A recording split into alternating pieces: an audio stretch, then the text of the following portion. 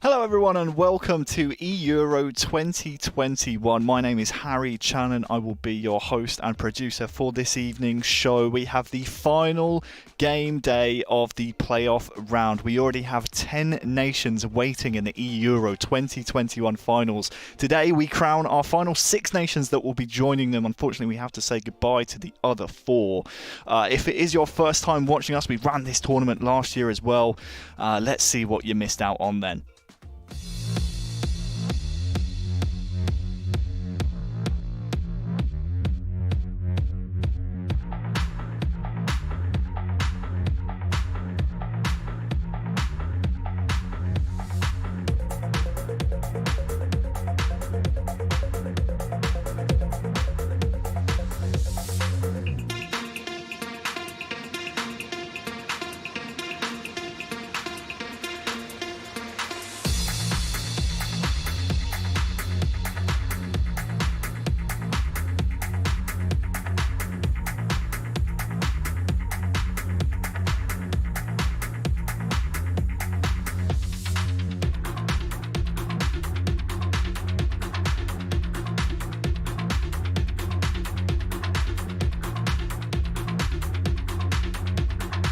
Could have a chance here for Serbia, maybe to upset the eEURO. It's the first goal of the finals.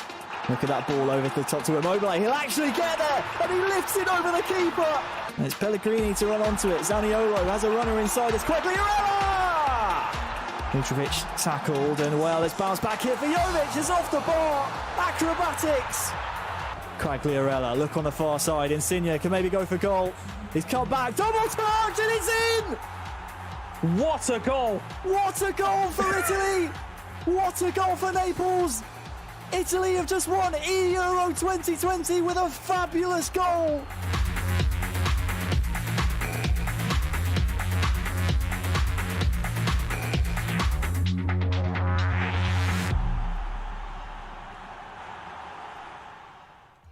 Well, there you go. It's Italy coming out on top. You can see what it meant to the Italian fans and the Italian national team to win the inaugural eEURO competition. We're running it again this year.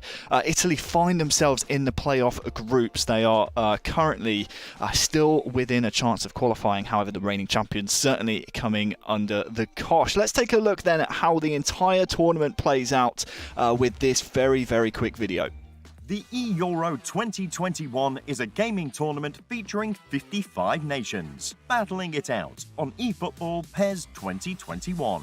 The tournament is split into 3 main phases. The first phase is the player selection phase for all national associations. Second phase is the online qualifiers, and the third phase is the finals. During the player selection phase, each one of the 55 nations finds 2 to 4 players to represent them.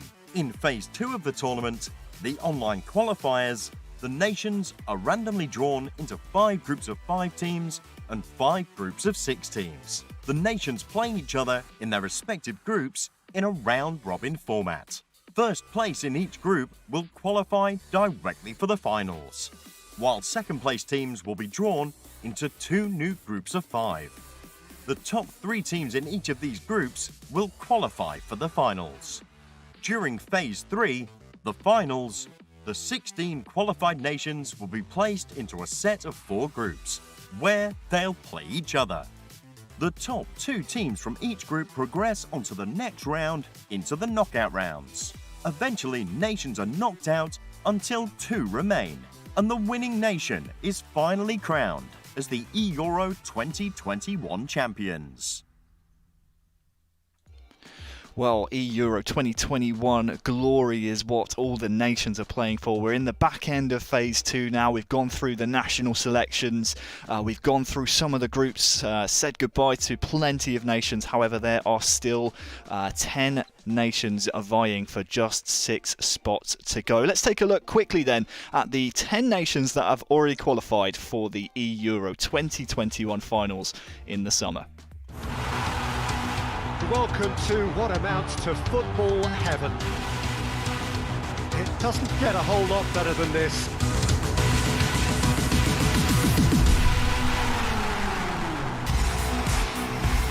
Goal! Spain!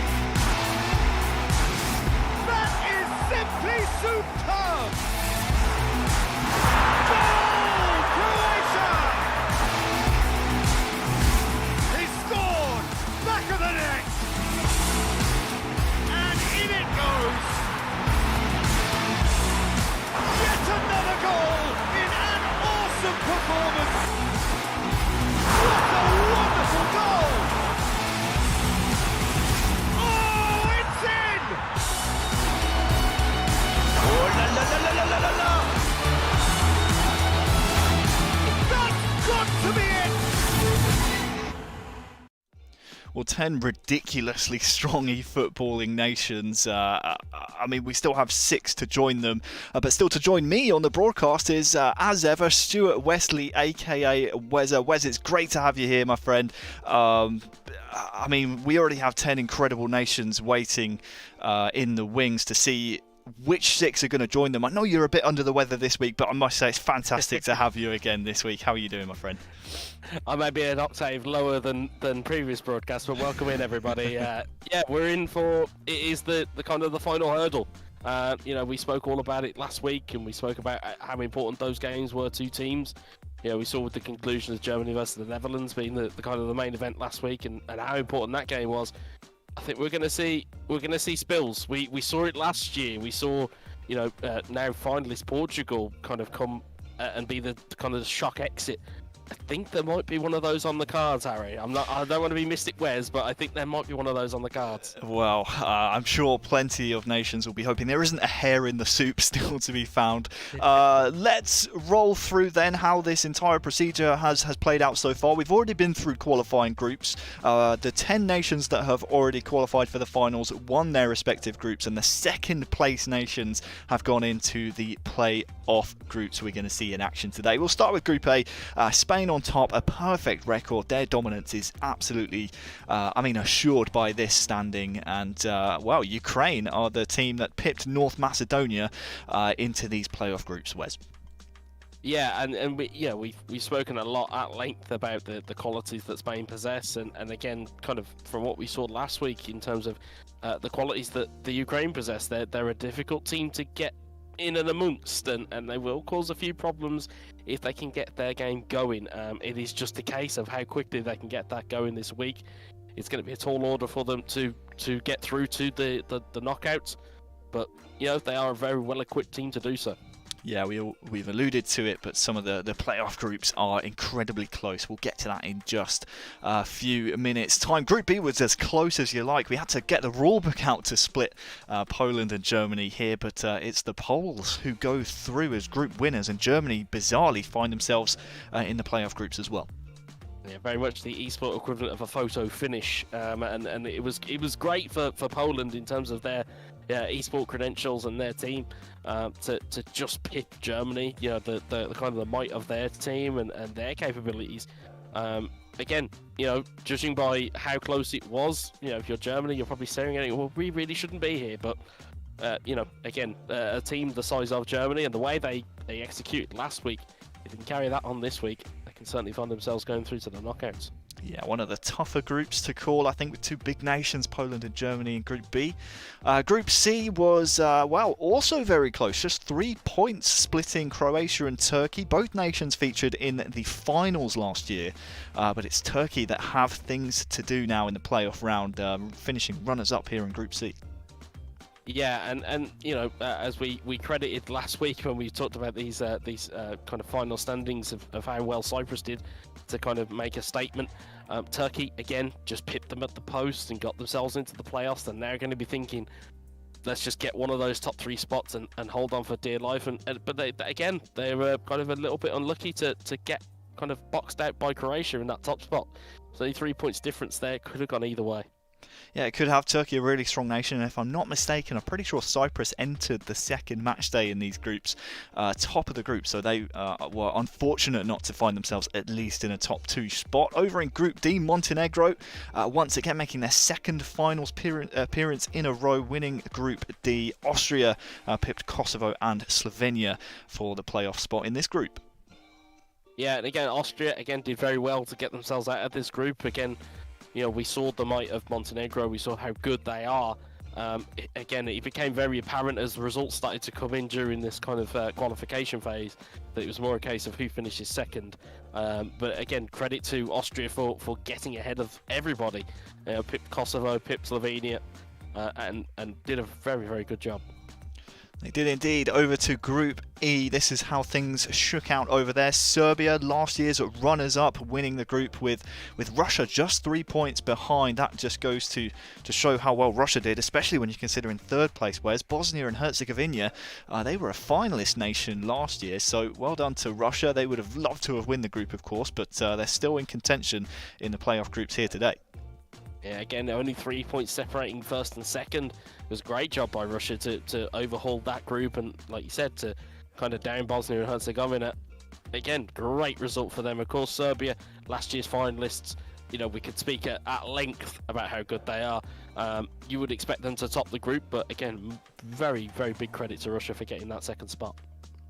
Over in Group F, Israel with a near-perfect record. The one draw, just the only blemish on their record. Belgium, though, pipping Switzerland and the Republic of Ireland, who were their closest rivals. But this one was a bit more clear-cut, just Belgium and Israel out in front here, Wes. Yeah, Israel, again, we know that they have gone from being kind of the underdogs to kind of being one of those kind of teams that you would say latter stages of knockouts you would expect them to be. Belgium, of course, found quite a bit of form, as you can see from the results. They were blessed with, I would say, a favourable group. But again, with the players at their disposal, the likes of Eden Hazard, the likes of Kevin De Bruyne, to have that weaponry, they finally found that way of how to express themselves with them. So again, full credit for them coming out with a plus 25 goal difference. Absolutely, Israel making a second finals appearance in a row as well here in the eEUROs. Over in Group G, Romania, another finalist nation last year, were able to edge out in 3 points the difference between them and Luxembourg, another finals team from last year, Wes, and they have work to do today in the playoff groups. Yeah, certainly. We myself, I have a little bit of a soft spot for Luxembourg. You'd like to have kind of smaller nations in inverted commas kind of come through and kind of shock some of the big guns that are out there. And again, they were quite close to getting through this group entirely. It was only for 3 points that Romania get through, but Luxembourg have got a bit of a job on here today as well. They do indeed. A nation of just over 600,000 in terms of population, Luxembourg. They're proving it on the eFootballing stage. Over in Group H, last year's notable omissions from the finals. Portugal, despite being drawn in a group with the reigning champions, managed to just edge qualification by 3 points. Another really close group here, but Italy, the reigning champions, the Azzurri, find themselves dropping to the playoff round. Yeah, maybe a little bit of inertia crept in for Italy. I think maybe there, with these qualification tournaments and these qualification groups, you have no divine right to get through. You have to play your games and you have to win them. And I think, as we've said, I think the exit from last year and how Portugal went out, I don't think they wanted a repeat of that. And I think that fueled a lot of the fire. So a full credit to Portugal for getting through. I think in Italy, again, have their own pieces of work to do today. They've got to get one of those top 3 spots. Otherwise, they will not go any further. Yeah, Italy, one of the big nations, finding themselves in the playoff groups. In Group I, France, it was business as usual for them. 27 points out of a possible 30. And this one for second place, 2 points splitting Albania in second place and Denmark down there in 5th place in the group as well. So this one was close, but the Albanians coming through. And it's unlikely we'll see them feature in the finals, but stranger things have happened, Wes. Yeah, and we talk about timing of results and timing of runs, and it doesn't just apply to the kind of sprites on the football field. It comes to confidence of those behind the sticks. To time your results and to start getting points.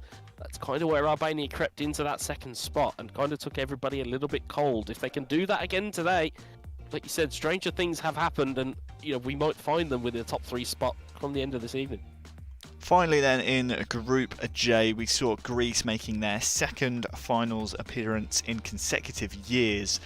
And the top 3 in this group separated by 3 points. The notable, runners-up of this group is the Netherlands, another big nation failing to qualify at the first time of asking. They have a second chance, though, Wes, today in the playoff groups. Yeah, they've got a big chance. They've got to grasp it with both hands as well, have the Netherlands. Full credit to Greece and full credit to Georgia as well for the performances that they put in. We saw a fantastic performance from Georgia against the Netherlands, which kind of cost them that that spot and cost them the opportunity to go top of this group and not be in the playoffs. So again, if you're the Netherlands, you're wanting to come out of this today and you'll want to get your results early, get your feet up, and make sure you're in one of those spots come the end of the day, because you don't want to be outside them, especially a nation the size of the Netherlands. Well, they'll be hoping to join these qualified teams. These are the nations confirmed for the finals later on in the summer. Spain, Croatia, Poland, Montenegro, Serbia, Israel, Romania, Portugal, France and Greece. But all those second place teams in those groups were put into a runners-up playoff group stage draw. Here was what our random generator spat out in terms of groups. And you can see Group A and Group B both stacked with big nations. They've already played one match day last Monday. Here we are with our standings after that in Group A. Wes, talk me through this one. Germany out in front. They'll be probably one of the favourites to secure a top 3 spot today. Don't forget, people at home, you want to be in those top 3 places in both of these groups to make the final 6 nations qualifying from both of these groups to the finals. But Germany surely the favourites. Netherlands, despite their blip against Germany, still in a decent spot here as well. Yeah, I think the key stat for Germany is the fact that they've only conceded 8 goals. I think that's the key stat. Yes, they've picked up 9 points out of 12, but they're not conceding goals at an alarming rate. If you look at the Netherlands' defence, it's just over double in the same amount of games played. So again, something for the Netherlands to potentially look at. Russia, of course, they're going to be in and around those results. And again, Luxembourg, we spoke about this just off stream just a moment ago, but it'll only take 1 or 2 results, and this could just change wildly, and I anticipate it will do throughout the evening.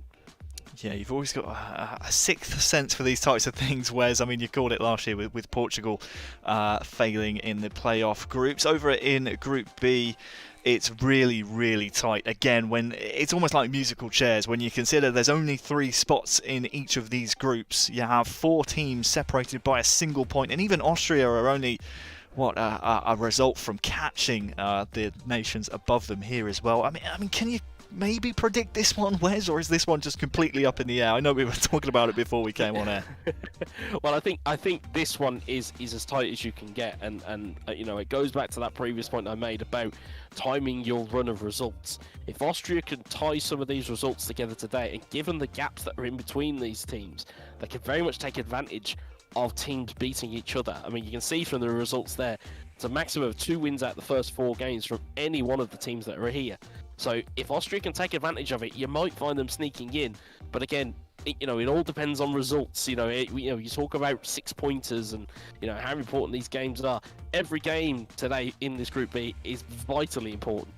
It is hugely important indeed, and if you are joining us, let's talk you through what you're expected to see today. We'll run through the schedule of our games. It's looking like it's going to be Ukraine versus Turkey first up over in that really hotly contested group, followed by Russia taking on the Netherlands, Turkey in action once again against Belgium.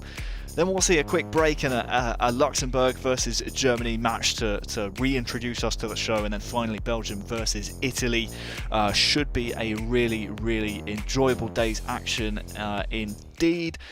Before we go, Wes, we are pretty much on time now to start Ukraine versus Turkey. For those who are watching this kind of tournament for the first time, what can you maybe tell them to expect here? Because it's quite similar to real football, but at the same time we know eFootball PES 2021 can be, certainly it has its little niches, doesn't it? Yeah, most certainly. I think that the kind of the main thing to look out for is the stat balancing that comes with these teams. So, you may look at it on paper and go, well, Luxembourg, they can't possibly get a result against Germany, or they couldn't possibly get a result against the Netherlands. Fear not, fearless viewer. It can actually change. It can actually be that the minnows may take a scalp or 2, which is why all of these games and all of these teams, they need to respect their own opponents, because it can change very quickly, and you don't want to be on the wrong end of it when it does. You really don't. Certainly not. Well, thank you very much, Wes. That's the final word from us before our very short break, and when we come back we will have our first match of the stream. It will be Ukraine taking on Turkey, both nations hoping to finish in a top 3 spot. Don't go anywhere.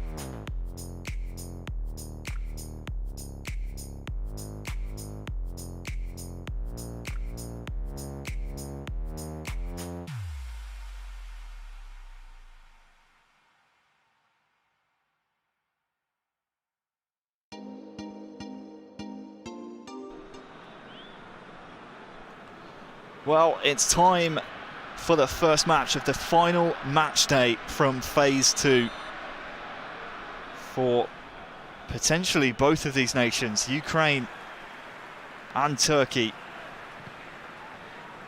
going head-to-head here. Ukraine attacking from left to right. They have Maxson representing them, in control of their virtual players. Then you have Mujahit, 21 of Turkey. Of course, Ukraine will be hoping for an early start, as will Turkey. We know how vital early goals can be, and well, Turkey last Monday on the first match day of the playoff groups did so well. Haçan Çalhanoğlu here in the opening 5 minutes could maybe go for goal. Ilnal couldn't quite retrieve possession there, but first real chance of the game goes Turkey's way.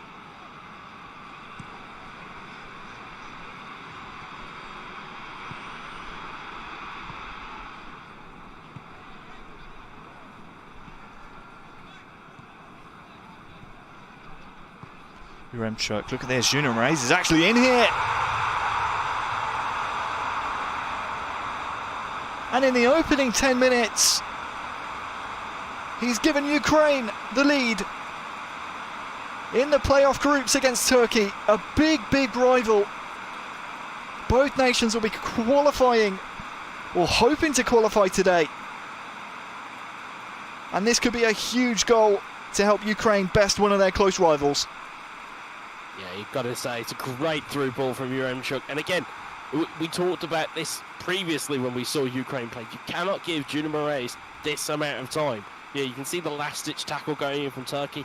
It's not close enough. And again, if you're allowing your players to, or allowing your opponent to play that quickly in front of your defence, you're going to expect trouble. And Ukraine, very well worth the lead. And now Turkey have got to push on a little bit here.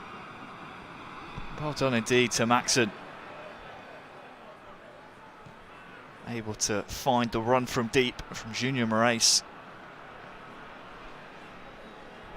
And we saw, I mean, we ran through the tables just moments ago. You can see how close this group is. So tight here in Group B. So every goal matters. Now it's up to Mujahit maybe to try and shore up the defence. But right now, Ukraine, they're breaking forward. Yaremchuk! Denied by the goalkeeper.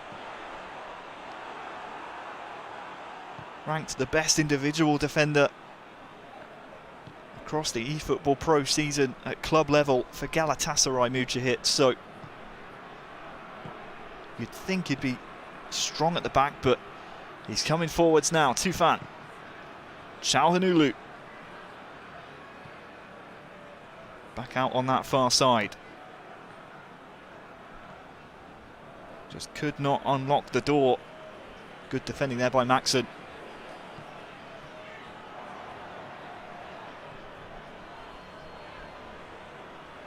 Marlos, nice run here. Yaremchuk and Stepanenko combining. Chance maybe for Junior Moraes, in again! And it's gone in, but it'll be ruled out, I think. It was almost 2-0, just went too early. The finish was perfect, but the run just too early. Yeah, you can see the Ukraine, really good play from the Ukraine to get themselves into these positions. It's splitting hairs there, but you can see top left-hand side of your screen, 62% possession so far in the first 25 minutes. Ukraine very much bossing this game at the moment. They're going to have to make that pressure count. We've seen it before where teams will play with an abundance of possession and then get caught cold, but they do have the lead at the moment, and that's the most vital thing for them. Half an hour gone. We've seen two really big chances for Ukraine. One converted, the other converted illegally.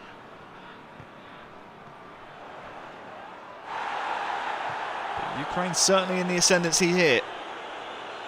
Defensively, they look solid too.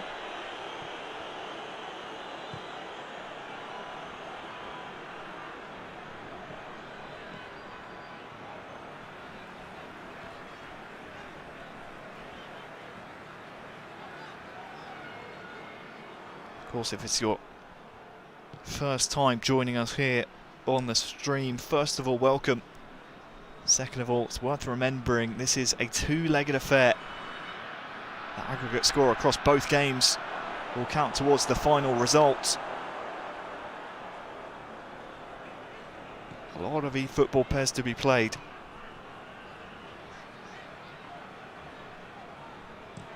So far, Ukraine looking like the better of the two nations. Nice switch of the play there, and well, turns his man as well. He'll get a free kick here. Yeah, you can see that Turkey is struggling to get their forwards into the game, and that may be a case of poor passing from Turkey, but ultimately it comes down to a very good defensive structure for Ukraine. We said this, last week, and we've said it earlier on today as well. They are very, very resilient in terms of their defensive work, and I don't know if you've spotted any chances here, Harry, but I've not spotted any coming Turkey's way. Well, we know how Mujahid likes to operate. Likes to try and find those perfect opportunities. They're just not being afforded to him at this moment in time. Çalhanoğlu. Dispossessed once again. Just seems to break down in front of the back line for Ukraine. Half-time approaching.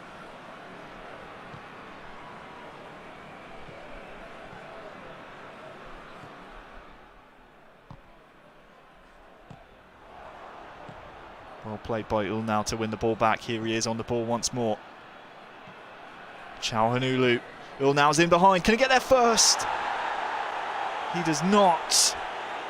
And that should signal the end of a very professional first half indeed from the Ukraine.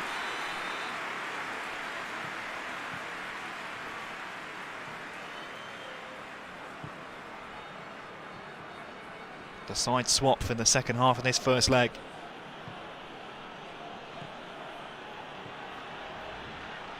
Çalhanoğlu, Yilmaz, back to him now! And there's the equaliser! Yilmaz once more for Turkey to make it 1-1. That's a big goal for Turkey, that is, and again, it was taking a moment or two. He took a touch and found that pass. He didn't pay straight away, so takes that touch out of his feet, rolls the ball in, and it's that man again, Yilmaz. He was so potent last week alongside Unal. It looks as though Turkey are finally going to start putting the rubber to the road.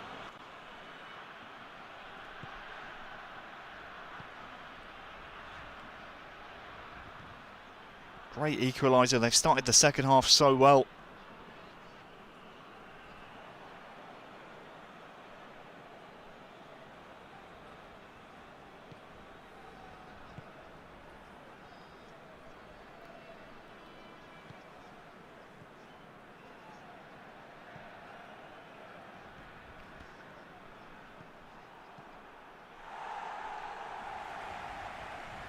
Now, is there a desire for Maxson and Ukraine to reinstate their lead? You'd assume so. But right now it's all Mujahid. Yilmaz is through once more. Has Ulnau in support. But defended well by Maxson. He seems a bit more flustered now though, Wes, doesn't he? He seems to be clearing the ball away, and now that there's more of a presence from Mujahid, he looks threatening. Yeah, and that's the issue you have, is that if you are immediately put under pressure, it's then your reaction to when that pressure is applied. And you can see there Unal trying to find a way in. Ukraine trying to get the ball clear and have managed to just scramble it away. It's just a case of giving the ball straight back there. As you can see, big gap in the middle there, but it's covered by the Ukraine defender. But yeah, you are quite right. If you are being put under pressure, you've got to find a way out of it. And Turkey seem to be the perfect combatants for this type of gameplay. They're just going to put pressure on from the get-go now that they have the bit between the teeth. Entering the final third of this first leg. The high press is working well here for Mujahid. Will now give him chase, but well won back by Maxson.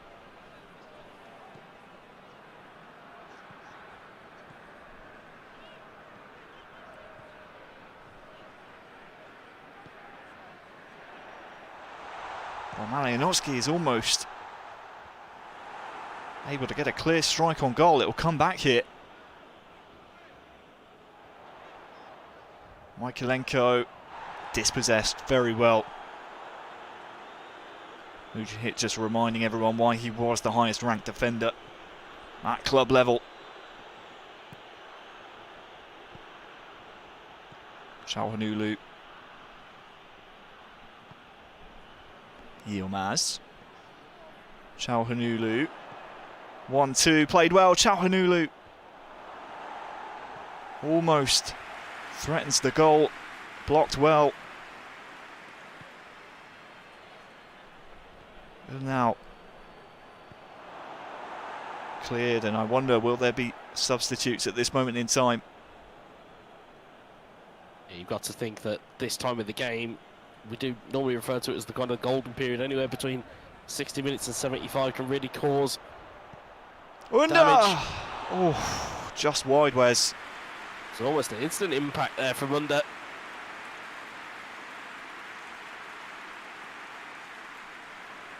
That's the impact a substitute can have on this game. Can change a game within a heartbeat. Into the final 15 between Ukraine and Turkey. The first match of the final match day of qualifying for the eEURO 2021 summer finals.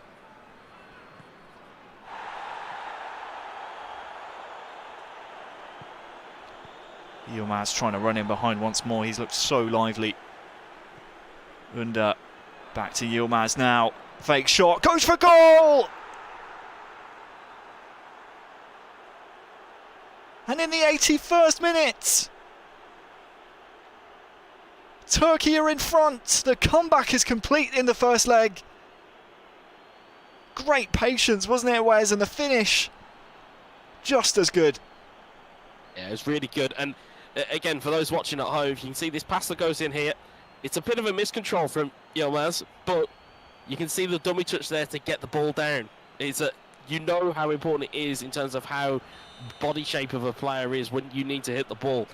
You know, Muge seen that to perfection and saw that he needs to get the ball down, and that dummy touch did allow him.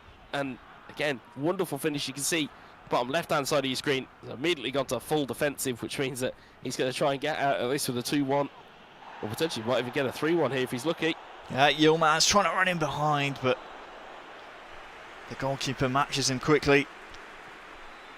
Vital perhaps for Ukraine that they enter the second leg just a goal down. Obviously they'd love to try and find an equaliser, but the way that Turkey have been building their attacks, they look very threatening. Now. Yilmaz brings the player down. That one slightly cynical, too much desire shown maybe to win the ball back. Yeah, but again, looking at the ball position on the pitch, it's exactly where Turkey wants it. They don't want it anywhere near their goal, but again, 4 minutes was a little bit of change. Maxton has an opportunity here if he can play this right, get the ball, just work it up the field. It's poorly given away. Just too sloppy from Maxson here, especially in this second half. In the first, especially the opening 20, he looked absolutely imperious, but it's been all Turkey in this second half. Into stoppage time we go now.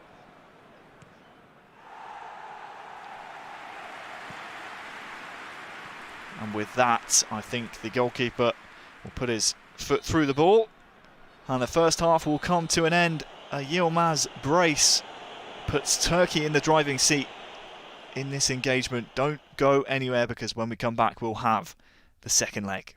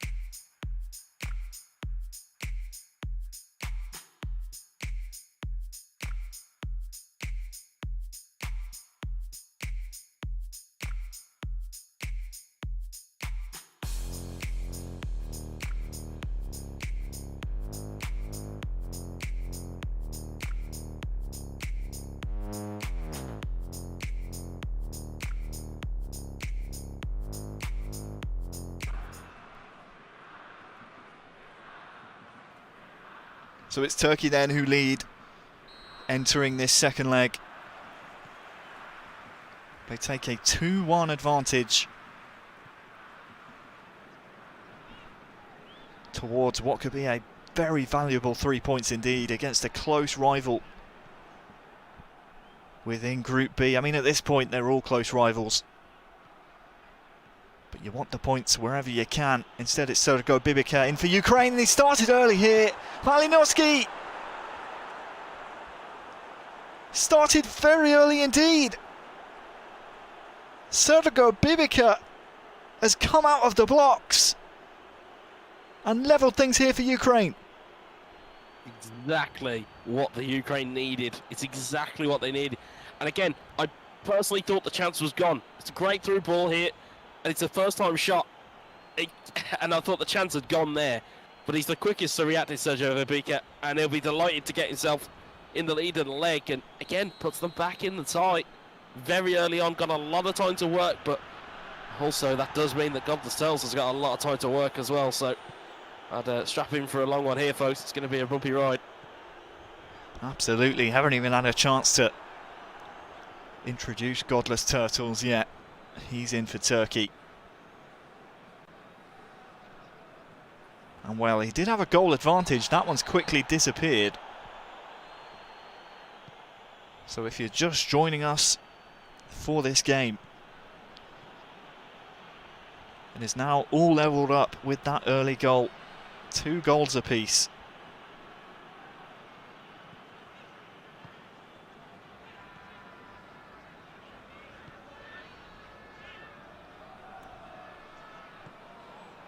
Yilmaz, we'll see if Godless Turtles can use him to as good effect. Now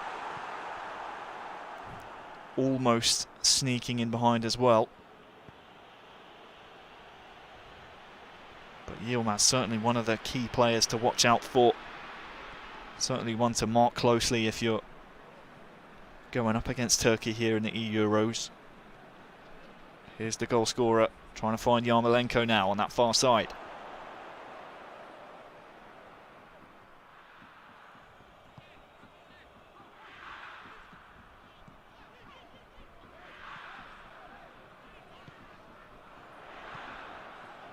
Unal, Yilmaz cuts inside, and it's just wide of the post. Really good effort this. The step inside was very tidy indeed, but couldn't quite guide it on target. Yeah, you can see just swerving, always swerving outside, but you can see the intention that's there. And I'd say, you know, looking at this, Harry, I mean, does a draw suit either of these teams if it stays like this? I'd argue probably not. I mean, when you look at the tables, Austria lurking, waiting for a result like this to happen. Of course, they're the team, I don't want to use the term cut adrift, but certainly looking up at everyone else in the group at this moment in time, they would love for both nations to drop points somewhere down the line. For now, though, Ukraine looking to take all 3. Zinchenko. Malinovsky's already scored 1.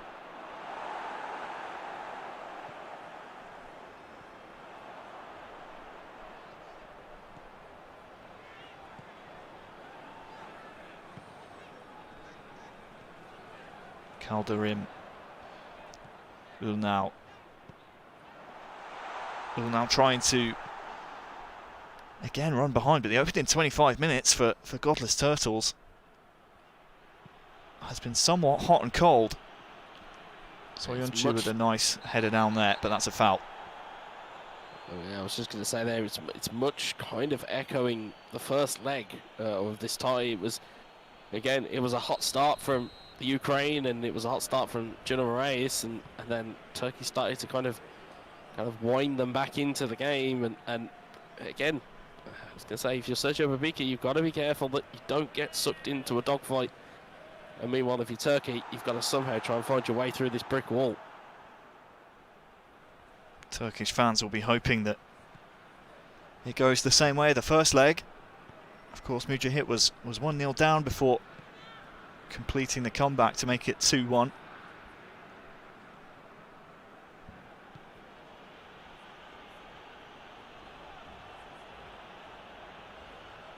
Junior Moraes into Yaremchuk's given so much time here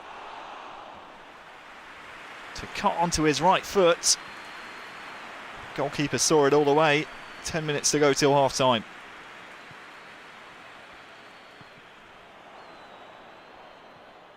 Look at this for Ukraine. Yaremchuk has pastures of grass to run into. Zinchenko. Corner ball. Swung in towards the front post. And it's a free header that should have been turned goalwards.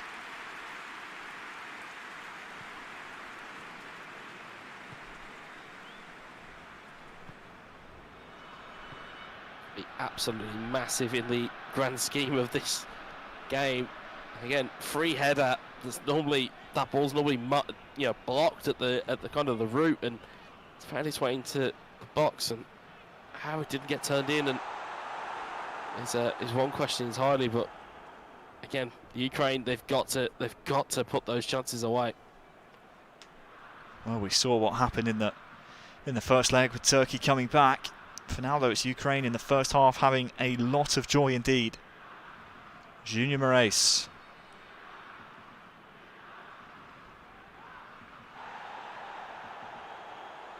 Ayan with the strong challenge to end the half. Ukraine, with their goal, have equalised on aggregate. It is 2-2. And you wonder, the longer this game ticks down, how we might find ourselves in a situation, Wes, where it could be next goal wins. Yeah, it has been that tight, this game. Outside of the chance that we've just seen, it's the goal that's been the only other real chance of note. Turkey have only had one or two chances themselves, so it's these chances are very sparse. So, like I said, the more the time ticks on, the more important these chances become. And if you don't take them, you're going to be on the wrong end of a result real quick. But again, at the moment, I think the benefactor of this result, or probably the biggest benefactor, if it stays like this, would be Austria, which is a strange thing to say when Austria aren't even on the pitch. Junior Moraes turns his man really well. Has another defender to beat here. He's done so. Referee's played advantage. Called it back now. Chance maybe to wrong foot the defence.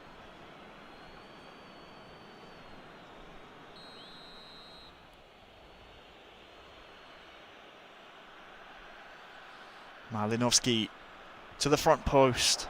Headed away by Söyüncü. You can feel the nerves here on the final match day of phase 2.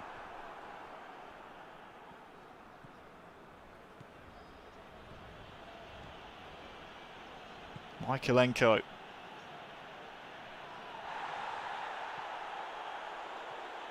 Shoulder checked there by the defender. Haven't seen much in terms of an attacking threat from Godless Turtles whatsoever throughout this second leg. And it's giving Sergo Bibica all the confidence to go forwards. Here's Yaremchuk. Junior Moraes winds up the strike, but it's blocked. And another foul called against Turkey.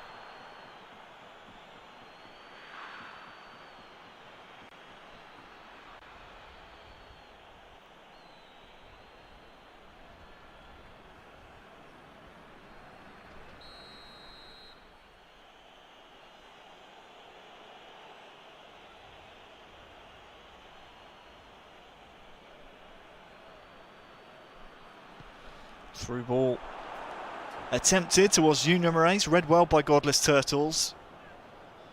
But he needs to show all the Turkish fans watching that he has what it takes to bring the ball forward. Once again, it's Stepanenko stepping in.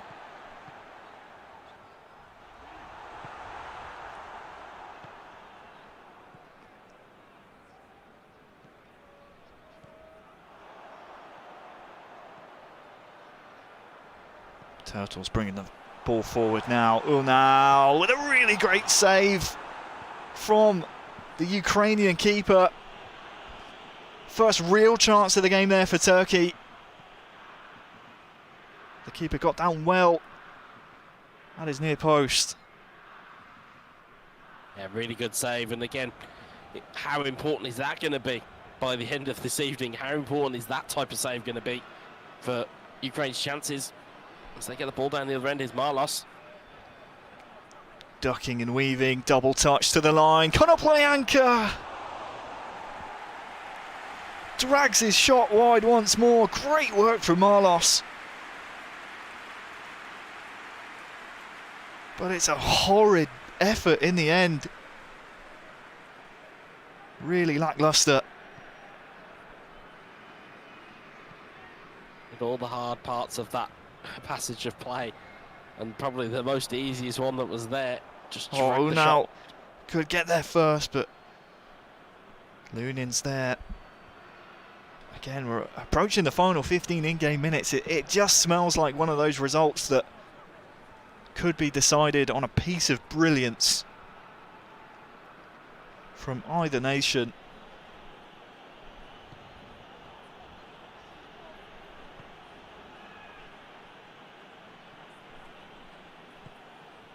Austria no doubt watching this, hoping it stays the same. Aggregate score is Ukraine 2, Turkey 2.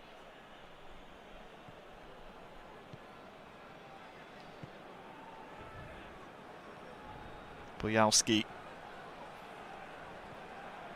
Yarmolenko has plenty of space here. Goes inside. The referee, well, he should be giving that one. Could Turkey go at the other end, I wonder?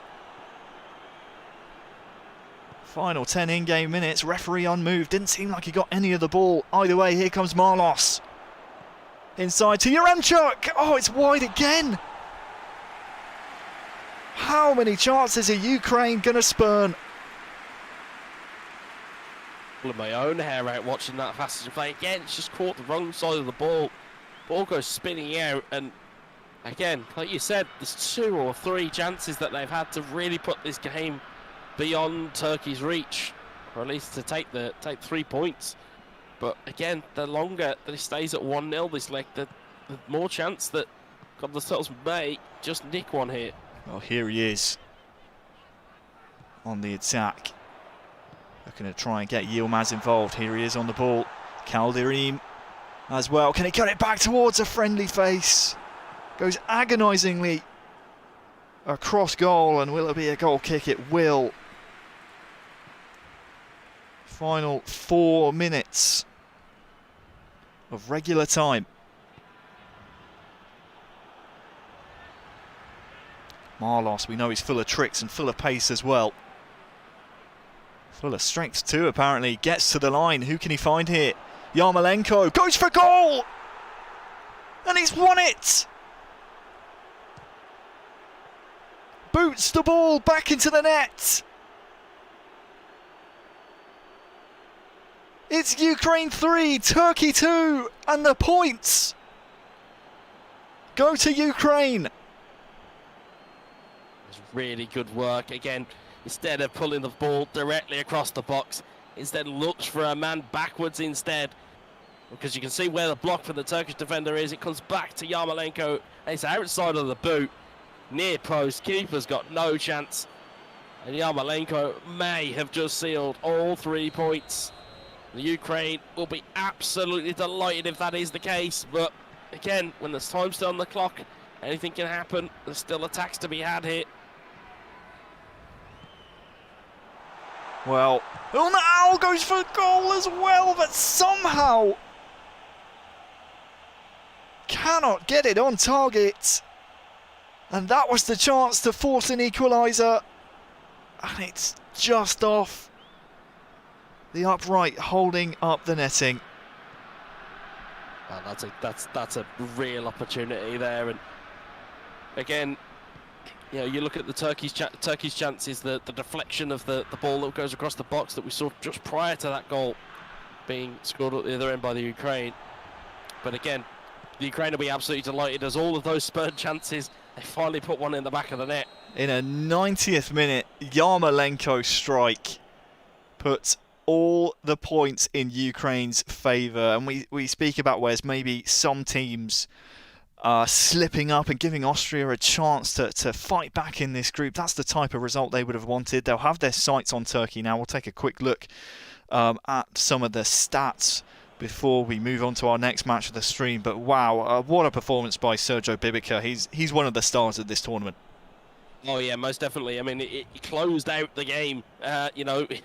If had it have been, to put in the mindset of a player, you have those opportunities, you have those chances, you don't quite put the ball in the back of the net. You start to think and start to doubt yourself. Oh, is it going to be my day today? Is it going to be the chance that we can get this?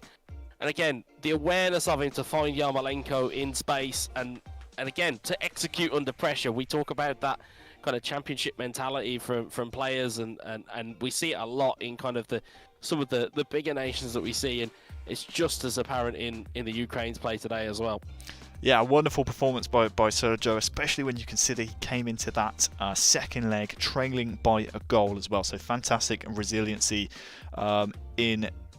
So yes, we are now ready to move on to our next game. We're going to fit in an extra game on the stream, as we often do, Wes. It's going to be Netherlands taking on Luxembourg after this very short break. Do not go anywhere.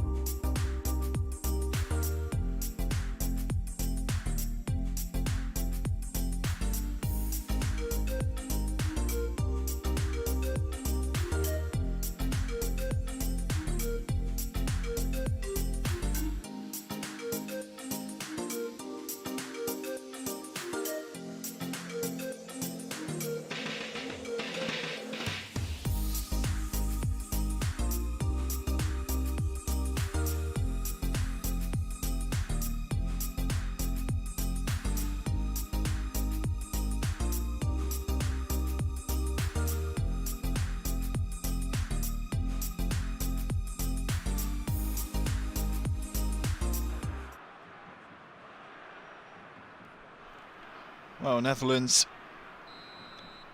taking on Luxembourg. Two nations that found themselves in the finals last year. Boadu here early on. Memphis Depay sends an early strike. Well, in the opening 3 minutes of the match, wayward. But both of these nations finding themselves in the finals of last summer's tournament. It's been contrasting campaigns ever since then. Netherlands losing out to Greece, of course, in their qualifying group. Alongside me is Stuart Wesley, aka Wezza. We know how good the Netherlands are, Wes. They shouldn't really be finding themselves in this kind of situation, should they? Especially when you consider that they lost so heavily against bitter, well, I don't want to say bitter rivals, but certainly, you know, rivals in Germany who also will be up there and amongst them. They shouldn't find themselves in this type of position, should they? Well, you know, as the old adage goes, you know, the table doesn't lie, you know, and as much as we would say, you know, the caliber of the players they have, the caliber of, you know, eEURO, the caliber of Indominator, you know, these guys shouldn't be in this position, yet they find themselves in it, and you know, they only have to look at their own results and their own performances to kind of understand why they are in this position. But it's up to them now to get themselves out of it, and they've really have got to start early, get in and amongst the goals, get in and amongst the points, and haul themselves out of trouble. Well, look at this from Boadu, going all the way through to goal. Just lost balance at the final moment. Boadu is looking very lively today. He's won the ball back almost against Hall as well at the back. Luxembourg as a nation, we mentioned before, certainly turn heads in the PES universe. One of the smaller nations, a population of just over 600,000 for this nation, that find themselves in the playoff groups here. Long ball looking for Rodriguez.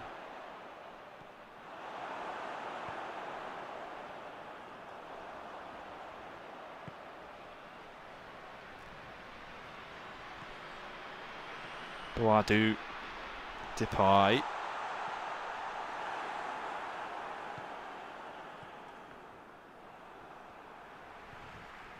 It's a good start here from O'Neill. Boadu, he's through on goal!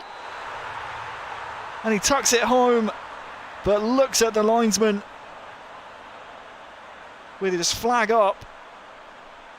And that one will be ruled out.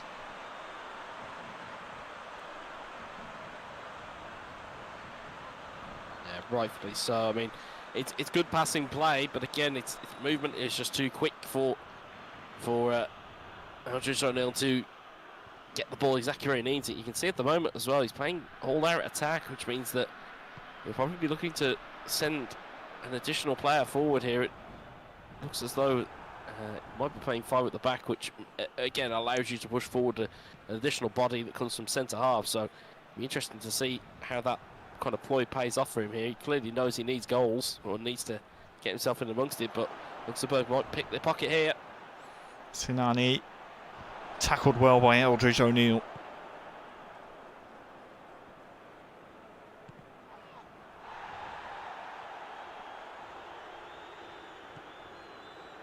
Martins.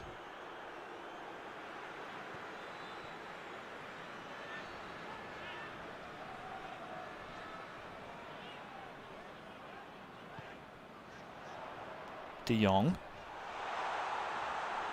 Van der Beek almost giving chase there. 15 in-game minutes till half-time.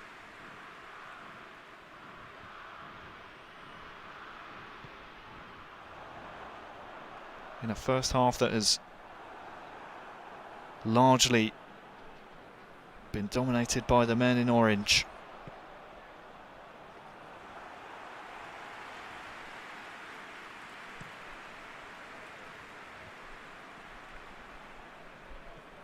Still, however, 0-0. Muratovic, Sinani's almost through. Can't get there before the goalie does.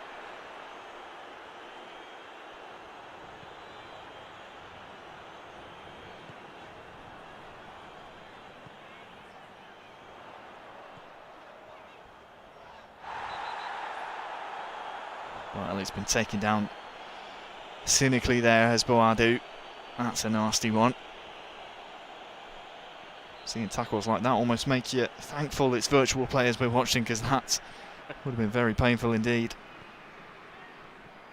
I certainly would so, but again, it's part and parcel of this game. It is part and parcel of esports. You're going to throw challenges in, you're going to want to get physical, because again, the more energy you can take out of players, the easier it is to defend against them. And if you can nullify attacks pretty quickly, it's the most effective way to do so, is throw in a strong challenge, as it were.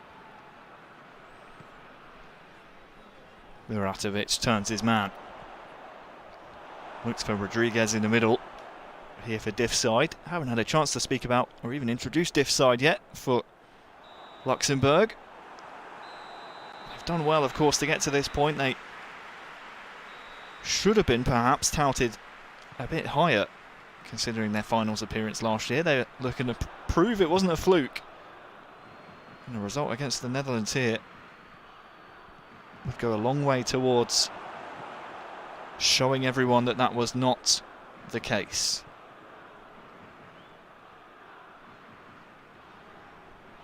It's certainly been worth their performances as of late. I mean, if they can keep that form going on here, keep it going through.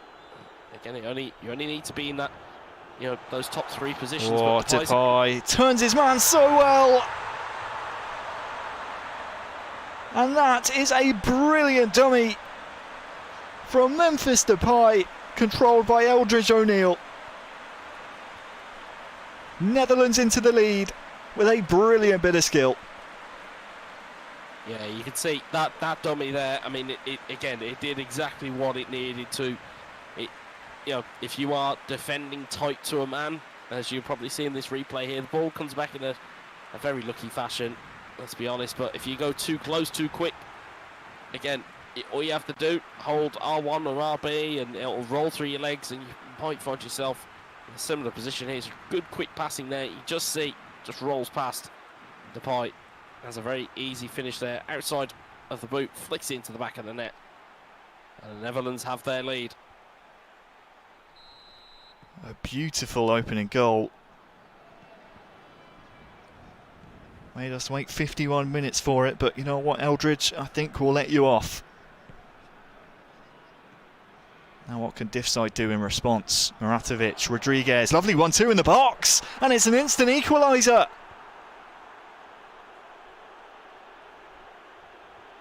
It's quick passing by Luxembourg, and Muratovic sticks it home, and the Dutch celebrations are very short-lived indeed. Yep, you're always at your most susceptible when you've scored a goal. And you can see there again, quick passing, again, just 1-2 and 2-touch. Again, it's a lucky ricochet off the back of the legs there. Again, it was good to put the ball into that area, but oh no, it didn't actually take a reflection. Apologies, my eyesight is failing me there. It was actually just really good play. Really good play from Luxembourg to find themselves in and got themselves back into it. 1-1. 1-1 indeed. We'll let you off, Wes. It is our joint birthday on Wednesday. I won't tell everyone how old you're going to be. I hope not. Luxembourg 1, Netherlands 1.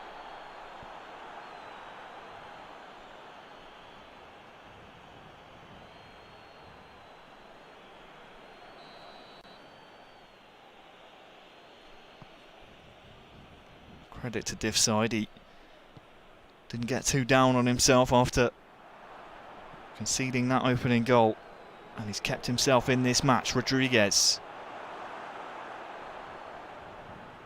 Oh, Martins has won the ball back, and here's Muratovic, he slid it through, and it's 2-1, Luxembourg lead.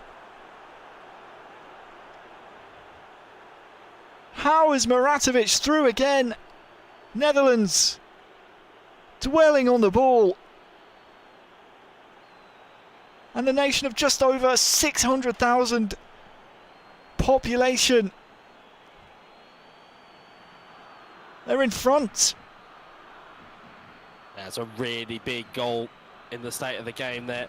Again, Eldridge just being a little bit too casual, trying to get the ball out. And again, small pressure. You can see he throws in a very desperate slide challenge to try and get the ball back. But again, Luxembourg moving on far too quickly. You'll see it here again. He kicks there to try and get the ball away. Then throws the slide challenge in.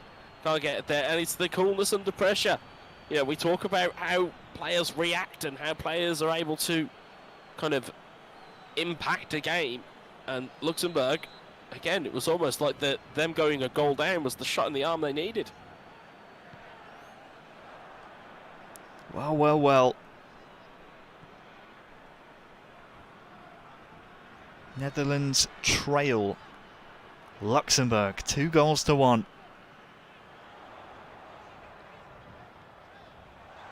Depay here.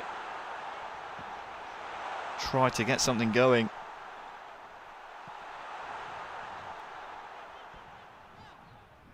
De Roon is fouled. And there's another player going down in the area there. It's not the first time we've had a potential contentious decision here on the final day of eEURO playoffs.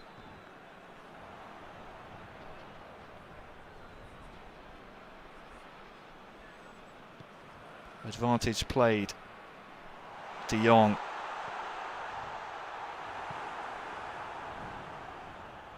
Well, lovely dummy there from diff side to let it run with Rodriguez. He and Dumfries are in a foot race here.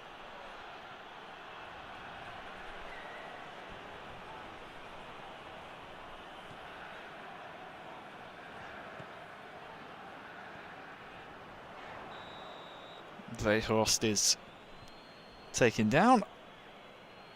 Now maybe a chance for some more changes.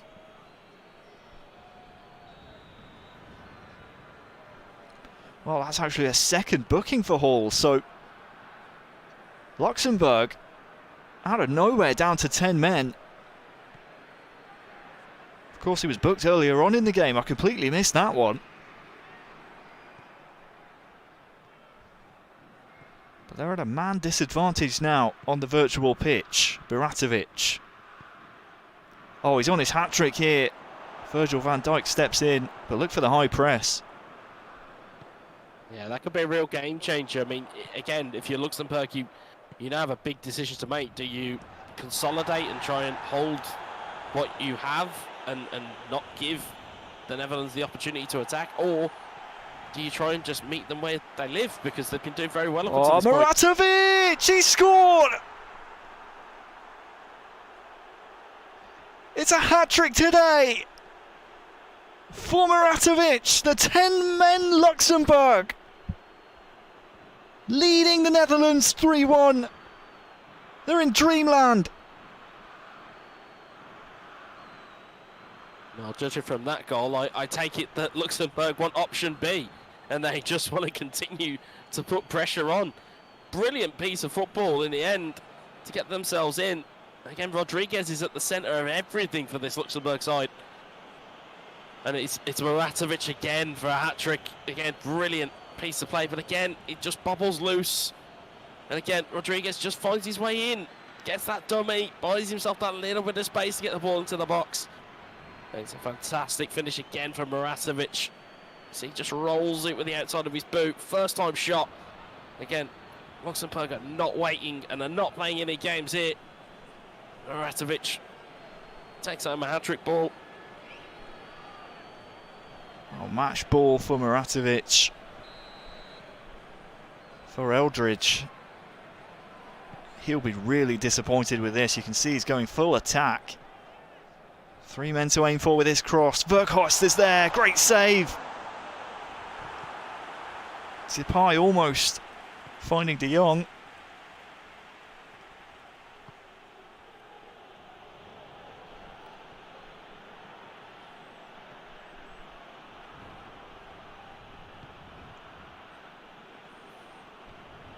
Martins switching the play well here, diff side.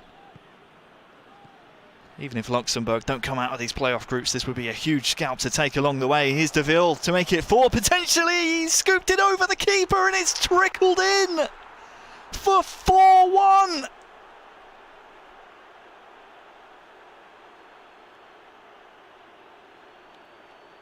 Secret handshakes all round, because they're 3 goals clear of the Netherlands now.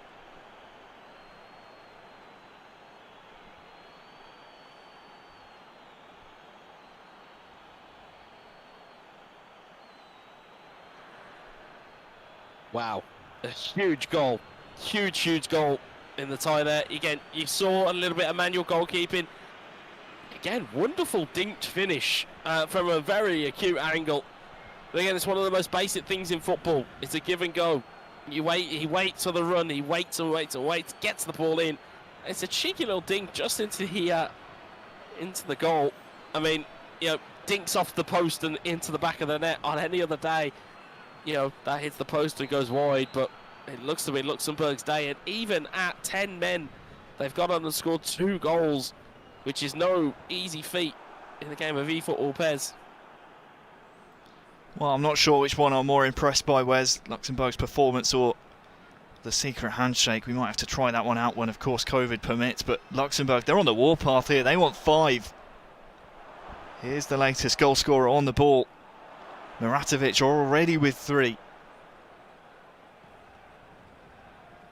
But what has happened to the Netherlands?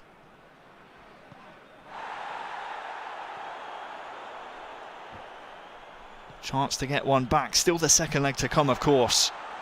Memphis Depay to get one back. And it's gathered by the goalkeeper.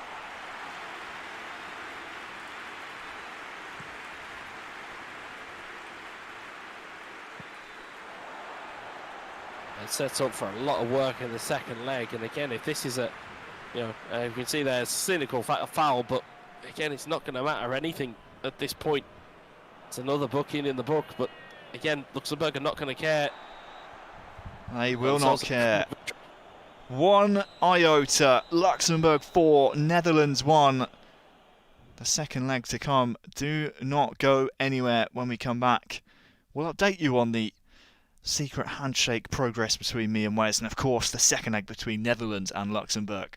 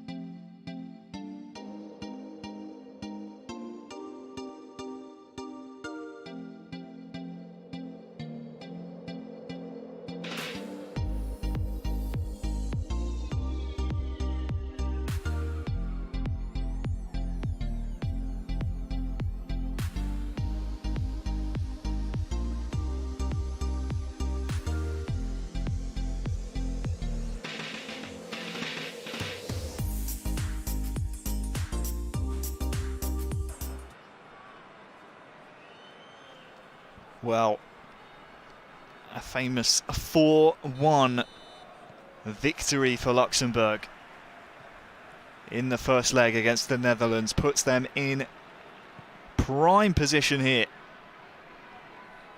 to take a big scalp in Group A. It's Golf Racer in for Luxembourg, it's in Dominator in for the Netherlands, and well, he's called into defensive duties here early on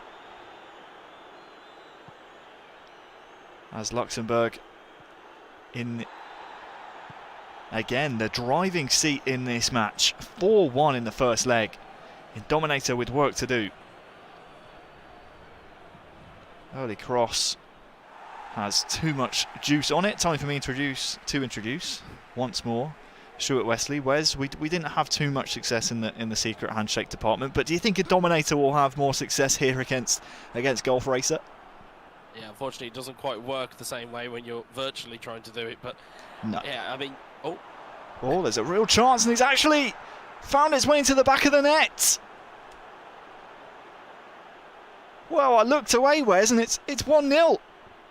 Yeah, caught completely unawares there. I mean, we were just about to have a joke about secret handshakes, but you talked about the kind of recovery powers of your Dominator and what is he going to bring to the table. I'll tell you something, he's got himself off and running. It's the best possible start you can have. Neat little dink just over the keeper. Turnabout's fair play after that last Luxembourg goal. But again, very early. You've got a lot of time now, and again, that's the important bit. If you've got time in the game, you can really put pay with some good pressure. But again, got to be careful of Luxembourg. We've seen they can score 4. Well, we've seen they scored 2 with 10 men and a further 2 with 11. You have to be careful of that counter. But in Dominator, if there's a player that can undo defences with a passing, free-flowing style, it's going to be this man. Fair course, but Adu, good save. It's going to be a corner. And Dominator looking very much up for the task to make this comeback happen. It's 4-2 on aggregate. I'll tell you what, I looked away to check my notes during that goal, just to see what the Netherlands population is. It's 17.2 million compared to just over 600,000. And, well, it's the 17.2 million which are on top here. The captain, Virgil, with a front post header to now make it 4-3. This Luxembourg lead is slipping away. If there's a player you want on a front post of a set piece, it's Virgil van Dijk.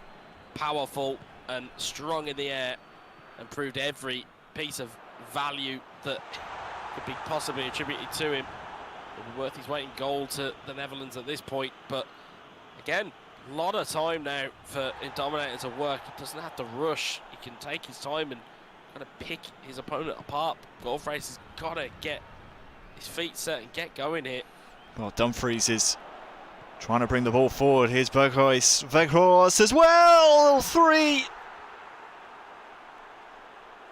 Everything that Dominator touches turns to gold, turns to goals.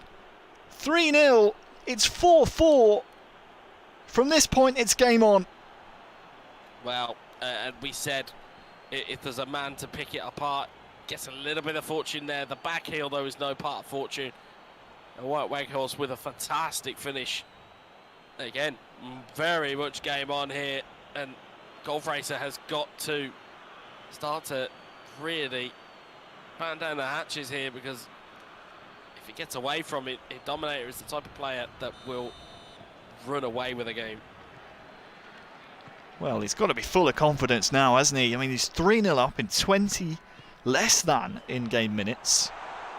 Every single strike he's had has challenged the goalkeeper or found its way into the goal. And it just looks like a numerical disadvantage back there. Berghuis once again causing problems on that far side. They've already scored one corner. Memphis Depay retrieves the second.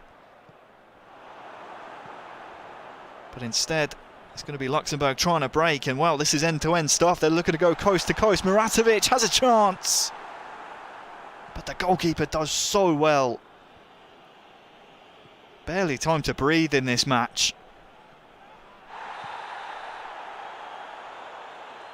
I think the notable thing, or at least the difference that I saw, or that I've seen in kind of the opening passages of play here versus what we saw from Indominator last week, it's the fact that he's operating on instinct. It feels as though instead of there being a kind of a plan and a methodical way of playing, instead it's all on instinct. You know, you can see here his reaction rates, one-touch passing, it's movement, it's all of those things that kind of eluded him last week.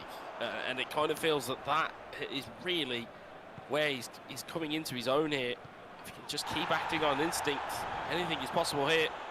Well, there's a real chance to make it 4, and Netherlands are into the lead. It's now 5-4. The instinct coming through once more to make it Netherlands 5, Luxembourg 4. Yeah, so what we said is that champion's edge, it's that champion's mentality. You know, Indominator has been at the forefront of everything kind of esports wise for PES for so many years. But it's that different caliber, it's that intangible quality, and like we said, it's those types of instincts, it's that ability to find passes and to find chances where other people don't find passes. I'm pretty sure I remember, analysing a goal of his from a couple of years ago where it was, I think I mentioned, no other PES player on the planet would spot that pass, and it's very much kind of shades of that here. He's finding the ability, finding the passes, and finding the goals more importantly, and he's hauled Eldridge O'Neill out of trouble here big time. Well, of course, Luxembourg's still in this game. Only 30 in-game minutes have elapsed. But every time a Dominator on that far side looks to have a man over. The pass evades him there, but he's got a second chance here. Boadu is making the run. Verkhorst is offside, only just, mind. But now the question begs, West, I mean, do we just make Jos in Dominator? Do we make him start 3-0 down every single time? Is that what we have to do to make him play some really nice PES? I think the Dutch fans around the world will be hoping that he can keep up this form throughout today. I think for the Dutch fans, the globe over, I doubt that they will want the heart rate to be higher if they have to go 3-0 down every time for him to perform.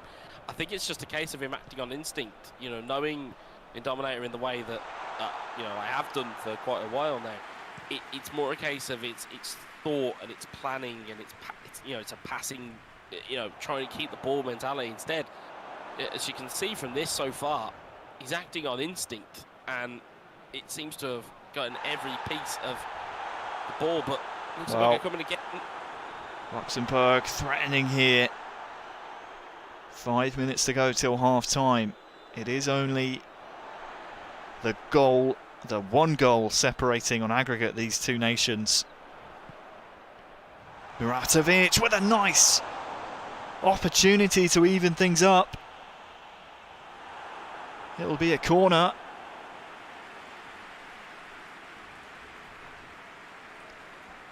Just too close to the goalkeeper, that chance, but it is still Netherlands 5, Luxembourg 4. Corner to be swung towards the near post. Oh, look at this, has Rodriguez stayed on side? He has.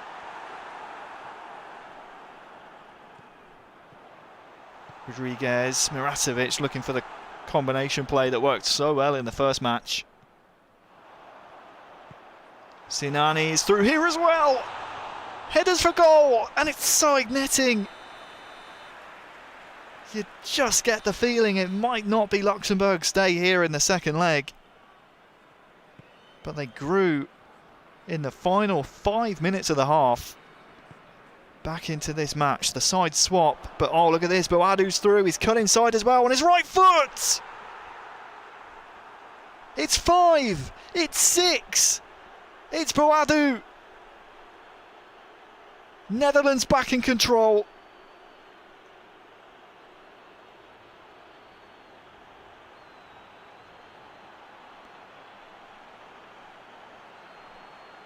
The Luxembourg Cinderella story was crumbling before our very eyes.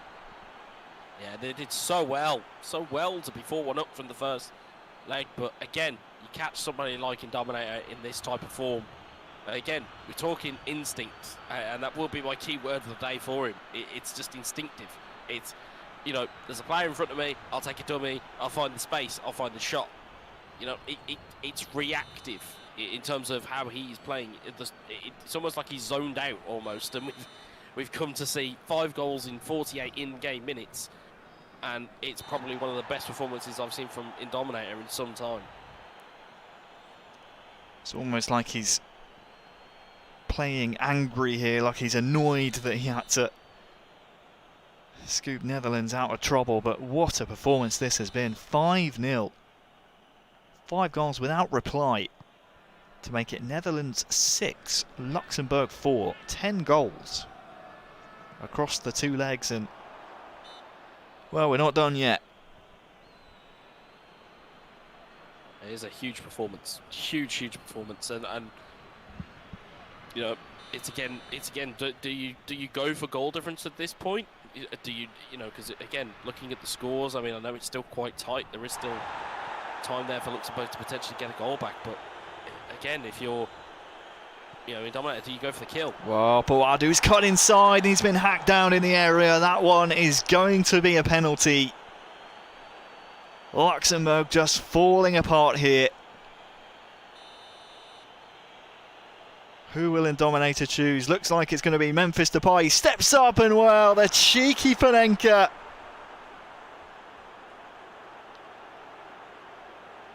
To make it 6. Here was the foul, but talk me through this one, Wes. Nerves of steel. Yeah, if there's a gaming exclamation point, it looked no further than a Panenka penalty. Ice in the veins again to go for it in that scenario. Again, really cool from Indominator, and again, the Netherlands will be delighted. I think AC O'Neill, will probably be the happiest man in the squad at the moment, because it spared his blushes massively here. Well, when we last watched Netherlands play, they were on a heavy defeat to Germany, and we were asking the question, where is the potential championship winning Netherlands team? This is the type of performance from Indominator, at the very least, that could be worthy of threatening to take away the championship from Italy. I think the issue tends to be with it, and again, it is true across all of esports. It's consistency. It's okay, great. You've gone and, you know, again, put 6 goals in the space of 60 minutes. But can you do that against the Germanys of the world? Can you do it against France? Can you do it against Italy? Can you do it against Portugal? Can you do it against Spain? Well, you've got to match that level. Could be even more here, as Verhorst gets to the line. Can he pull it back to a teammate? Depay was waiting. But you're right, we shouldn't discredit the performance, of course. Luxembourg were a nation that were at the finals last year, but again, you're right, it's a big step up from the likes of Luxembourg to the Germanys and France's and Italy's, who will be sitting and watching and waiting. Here's Verhorst to make it 7! 7-0!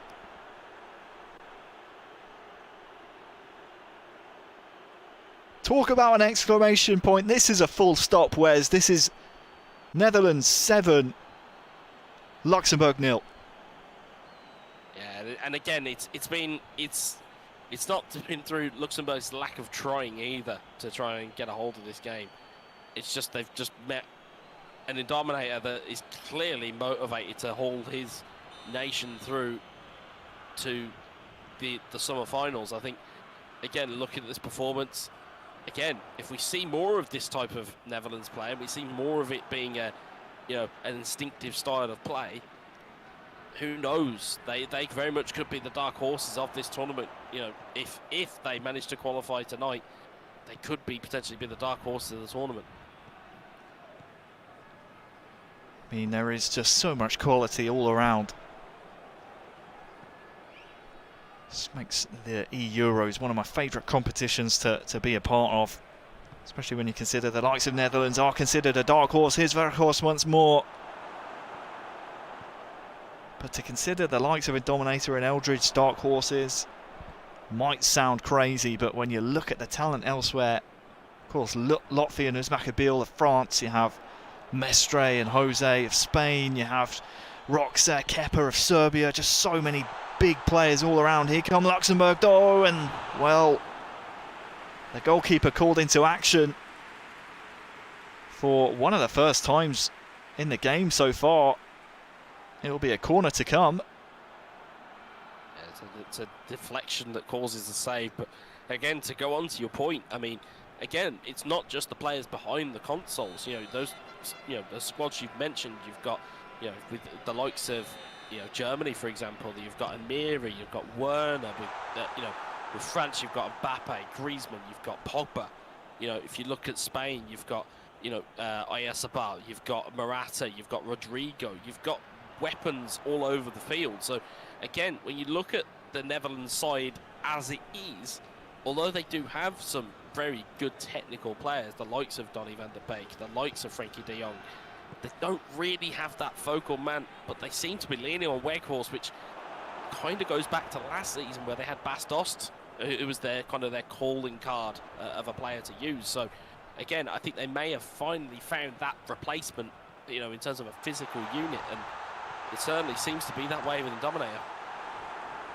Oh, another chance blocked by the Netherlands. And you're right, you look at the Dutch team, they don't really have that superstar force that you see at the disposal of some of the other big nations. So it's up to Eldridge and it's up to the Dominator to find who's going to be their main man. For Golf Racer, it's just not been his day today.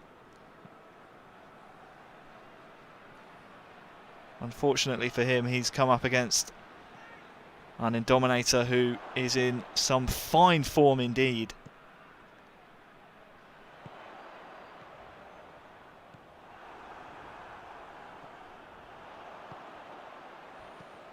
Is there a consolation, I wonder, here for Luxembourg?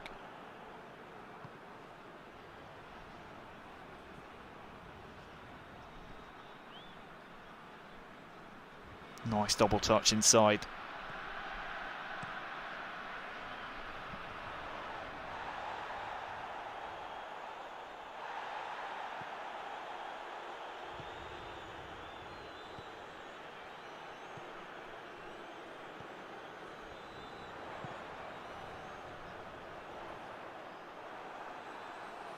It's all gone a little bit scrappy as we edge towards the dying embers of this match. 4 minutes to be added on. I don't think it will be needed to decide the final result as Golf Racer tries to probe the Dutch back line. But Dominator has been absolutely on point today. It could be 8 yet, of course. But instead, that will signify the end of the match. A 7-0 win in the second leg puts right a 4-1 defeat in the first to make it Netherlands 8, Luxembourg 4. Don't go anywhere. When we come back, we'll have more Netherlands as they're in action against Russia.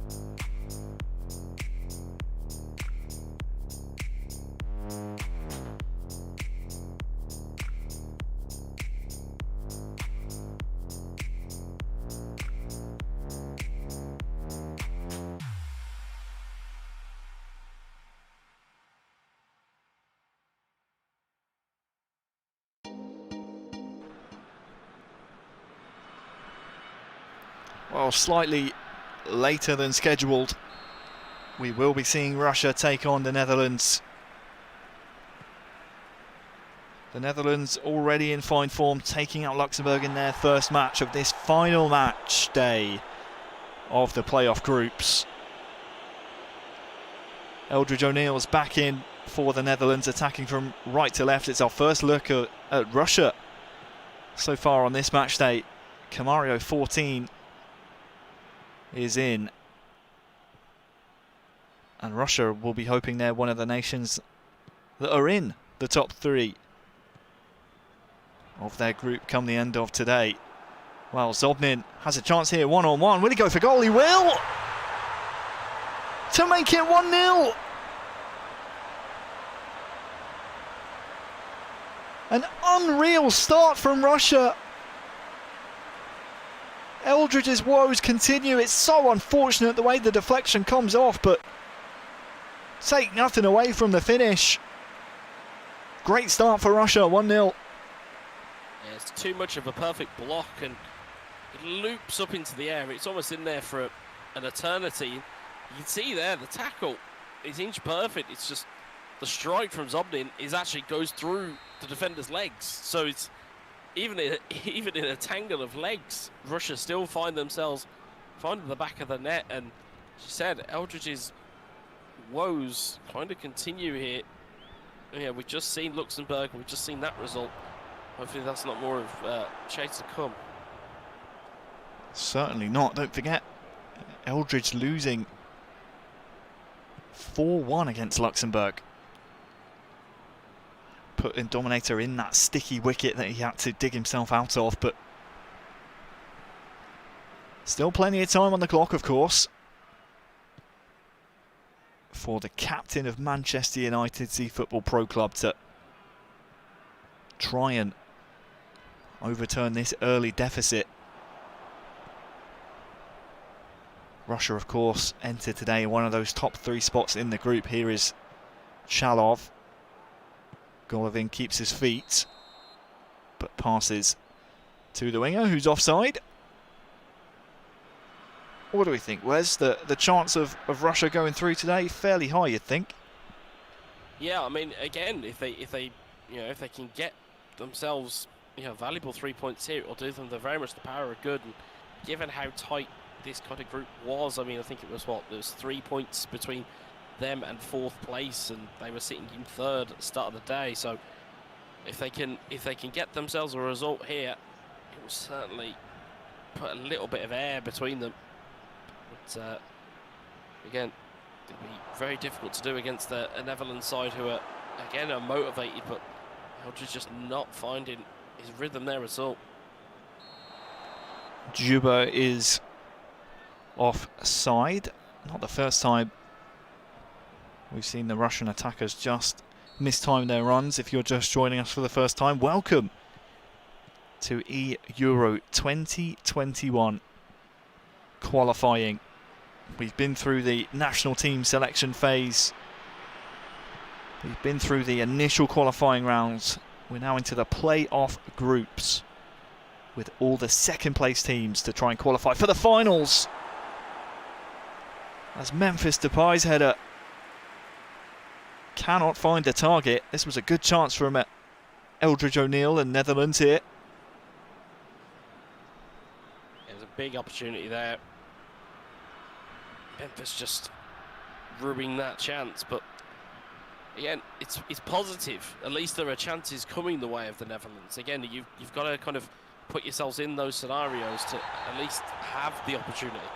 I'd be worried if I was Eldridge and I wasn't getting chances.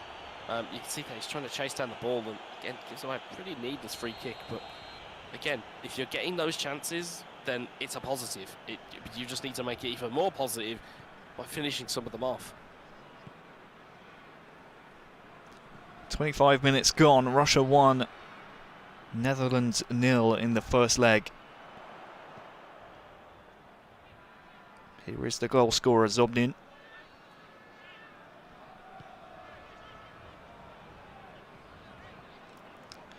Credit to Camario, playing this very patient, happy to keep the ball showing a lot of maturity, but that was a misplaced one. And look out for Boadu running in behind here.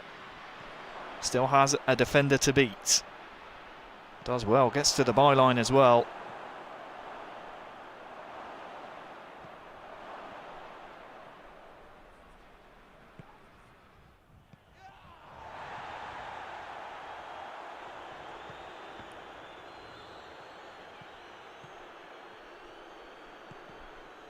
Both nations trying to force the ball here, and that's allowed Chalov through one-on-one. What does the goalkeeper do? He comes towards the ball, and Chalov is through one-on-one to make it 2. He was through on goal for what seemed like an eternity here, but he held his nerve, Camario, to double Russia's lead. Again, the kind of presence of mind.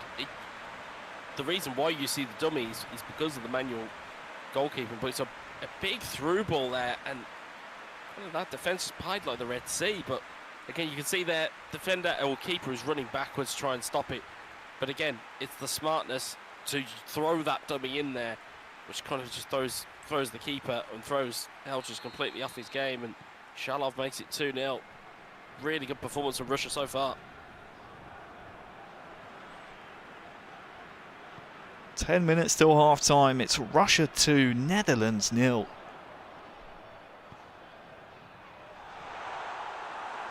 Golovin dispossessed, but this has been a stellar performance from Camario so far.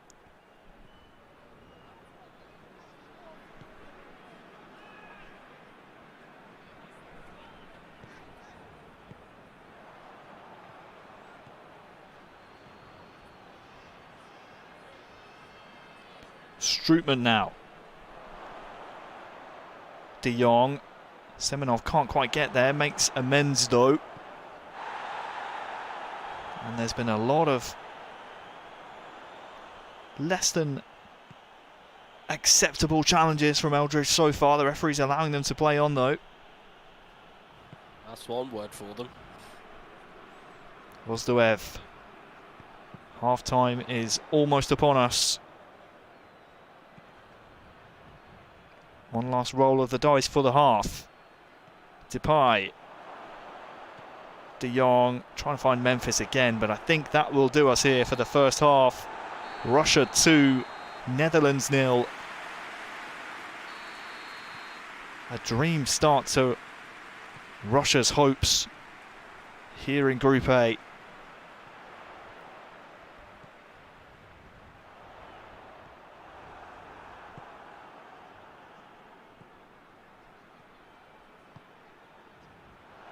Memphis Depay. Looked like he tried to squeeze the ball around the corner to Boadu there.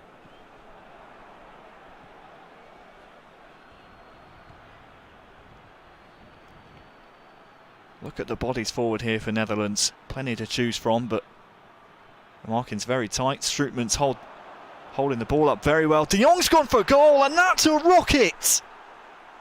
That is an absolute thunderbolt! Luuk de Jong giving Netherlands hope here. A fantastic finish. That's a massive hit, and it's good. It's what's needed from Eldridge. You see the dummy again. We've seen it quite a lot. It opens up a lot of space for these players. You'll see it again probably from a better angle here. Ball goes into, takes the touch down, takes the touch away. It again allows the defender to kind of, it allows them to get past the defender and causes the animation that causes the gap. And again, ball goes through the legs of a defender. And it's game on again. Game on indeed. Russia 2, Netherlands 1. The power on that strike from de Jong made it very difficult for the goalkeeper indeed. Eldridge O'Neill trying to push the pace here. He has a corner as well. Looking towards that front post with de Jong. Almost able to turn it underneath the crossbar.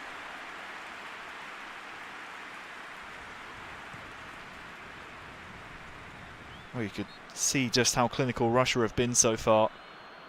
2 shots on target, 2 goals.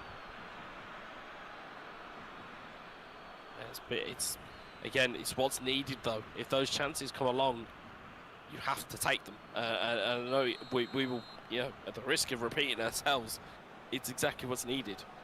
You have to take these chances against these bigger sides. When those chances come about, you have to take them.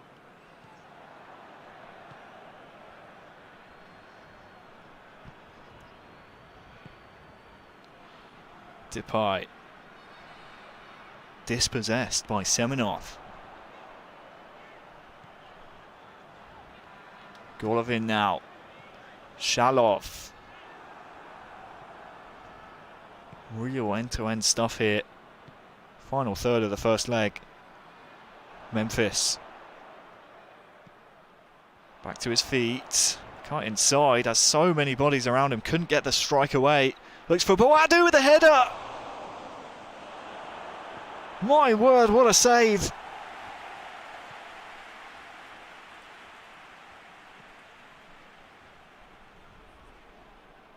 What a chance that was for Netherlands to equalise.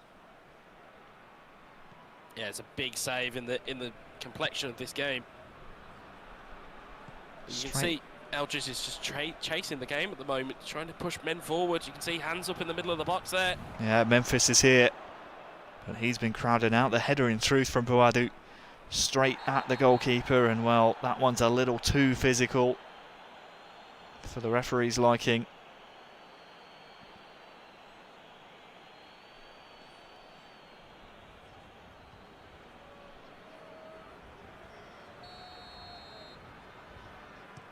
So around 20 in-game minutes for Netherlands to equalise. Or Russia to extend their advantage, of course. Zuba, Chalov's in the box. Always dangerous in those types of positions, but Eldridge has dealt with it well here.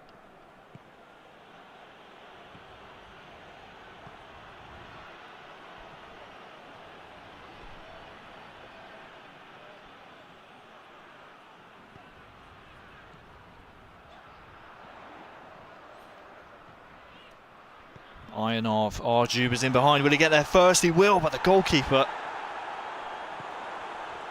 just rights himself. Makes the correction, averts the danger for now, but Eldridge is living very dangerously. Rokin. Juba! 3-1! Russia back in the lead! Or extending their lead, I should say. A wonderful passage of play, the through ball. Cuts open the defence and the finish. It's another cool one. Yeah, that you are not going to see a better time pass today, Harry. I will go out on a limb and tell you that. Such good timing. And again, it comes from knowing your squad and knowing when your players are going to just get that right side of the play. Again, Zuba just finding a neat little finish, and again, it's more misery for the Netherlands. But again, there is a second leg of this game to go. If it stays like this, though, could find a dominator in a very similar spot if it is chosen to be a dominator who plays again. Absolutely, Eldridge is just in a bit of a purple patch of form at this moment in time. Still time to get goals back, of course. De Roon. Strootman using his strength there.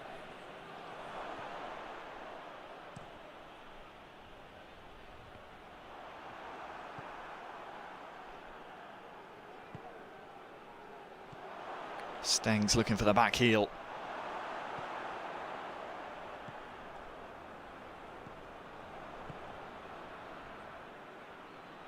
It's been better build up here from Eldridge. Beats his man on the near side here as well, but De Roon will retrieve this one. Memphis gives him a 1-2 as well. Verkois just Couldn't get a connection on the ball. Memphis still has it. Here he is again.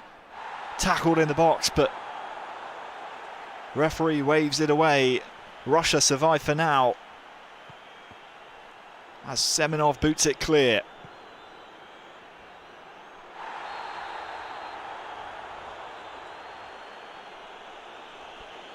Yet more frustration, perhaps intentional to build up or break up the build up for Russia, but they have the ball here in the final minute of the match. No one up the pitch for Memphis to aim for, so it will come the other way, will it? Ionov can't get there. Zobnin will, but he's out of time. As are we in the first leg. Russia 3, Netherlands 1. Don't go anywhere.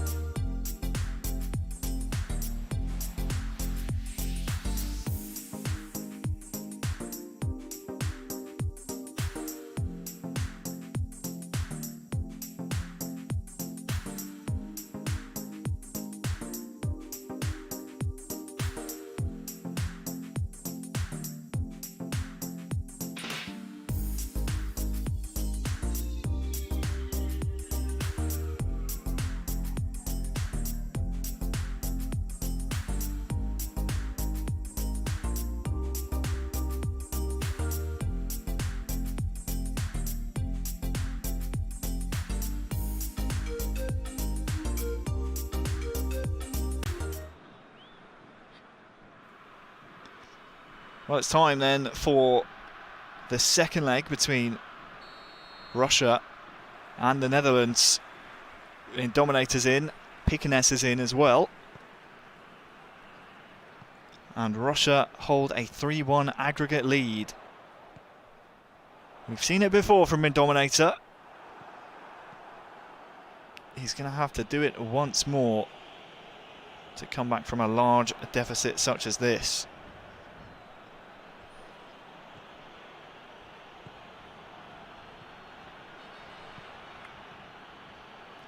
Pekiness, of course, would love to maintain this 3-1 aggregate score to see Russia over the line, or at least take a giant step towards that. I don't think we have any confirmed teams from the playoffs through just yet.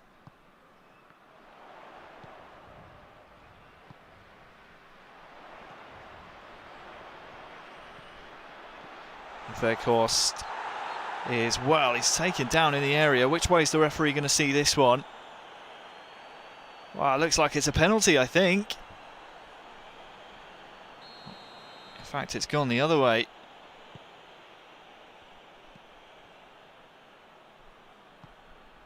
Looked like a contentious one to me, but some early drama perhaps to talk about in the opening 10 minutes. Definitely seen them given, but we've also seen them go the other way in that environment. But again, pretty tall order for Dominator. It's almost business as usual, which is a bit of a strange thing to say about the Netherlands, but it seems to be the way things are going at the moment. Is that it's Dominator that is kind of the anchor of the two that's trying to get them back out of the mire again.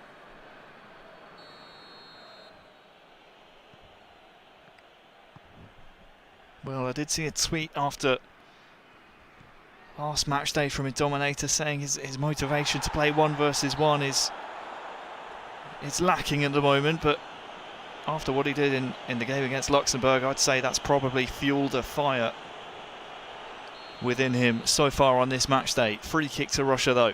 Golovin steps up and actually almost sneaks it past the goalkeeper's side. From a long distance out, Golovin with the corner, Zuba waits.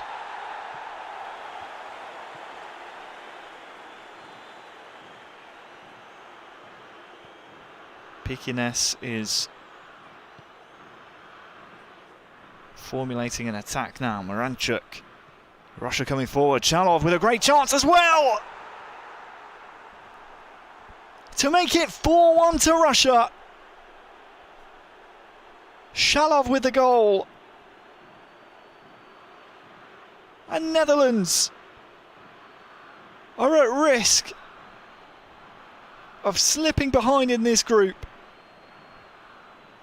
There you go. So it's really good play from Russia to get themselves into that position and to find the back of the net. Really, really good play. Chalov again at the centre of absolutely everything that is good and is positive for Russia. 20 minutes gone. It's now a 3-goal deficit just to get it back to a draw for Dominator, but we've seen him score 7 past Luxembourg. If he can do that again here. Well, Boadou's through and it's the immediate response. It's as you were in this match. It's Russia 4, Netherlands 2. And a bit of fortune goes Boadou's way. But he finds pay dirt and keeps the Netherlands alive. Yeah, and again, he'll need that one for confidence if he's going to have any hopes of clawing this deficit back. That's what he's going to need. He's going to need goals, and he's going to need them quickly. Like I said, we've seen him do it once already this evening. Could we possibly see it again?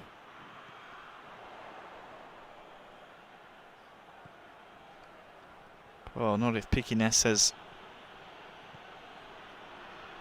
anything to say about it.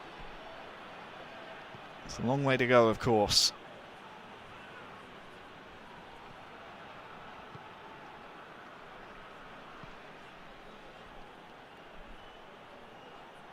Zuba blinders across and tackles. Well, it's hard to believe there's been only 28 minutes gone in this match. There's been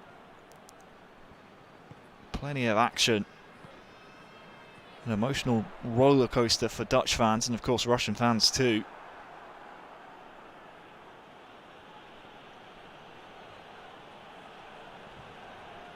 For now though, with 15 minutes to go, it's Russia with the advantage on aggregate. It is Russia 4, Netherlands 2.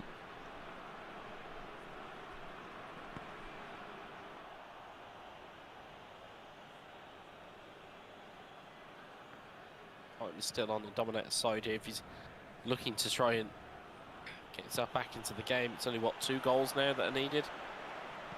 So if he can find another goal, I'd say, before half-time, it really would put the pressure on Russia here. Oh, Berghuis is through to make it 2-1. And with 10 minutes to go until half-time, Wes, you called it perfectly. The pressure right back onto Russia. You put it out for the universe, you ask for a goal and one is delivered. It's really good play. Again, it's quick, it's, you know, it's precise is the way it goes here. And again, it's instinctive. It really is. First time shot. I think that's very rare of Indominator to throw out a first time shot there, but I think it's Berghuis that is the benefactor of it. And again, now if you're Russia, alarm bells are probably going off somewhere. They've got to be careful and not be sloppy. Got to retain possession of the ball better there. You're not going to want to give it to Indominator when he's feeling in this type of form. Well, that goal makes it Russia 4, Netherlands 3. So the Dutchies are looking to come back here.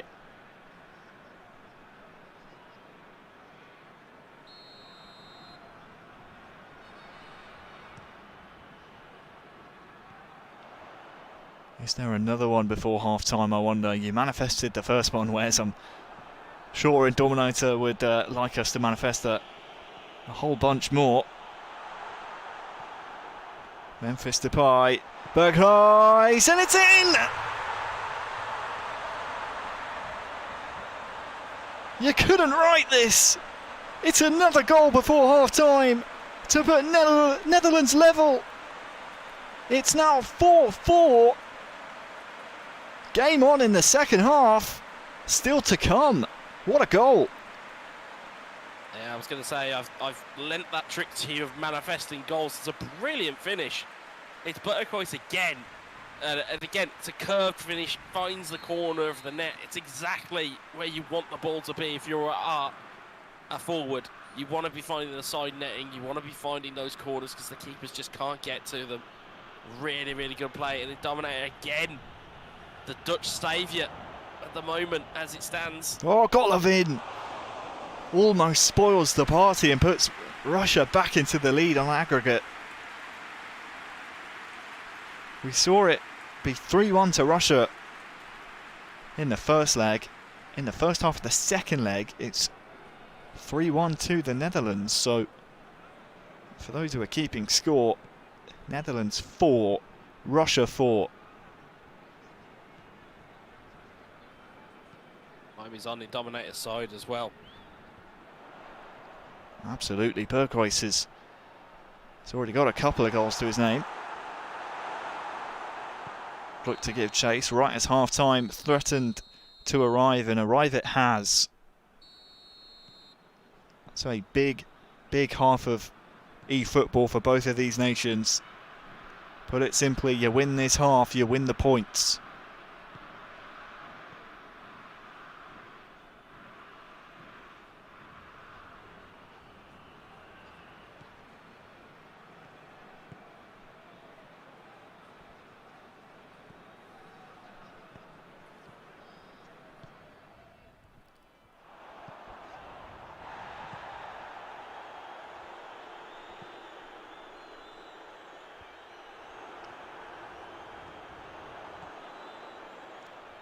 De Roon to Van Aanholt.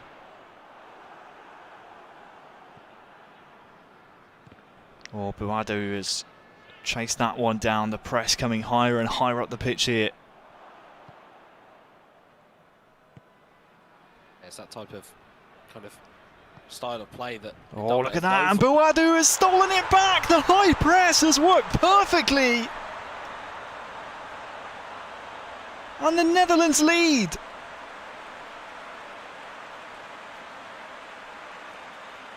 He just cut off all the passing lanes. The Russian keeper saw it late, but there was nothing he could do about it. Buadu reads it so well.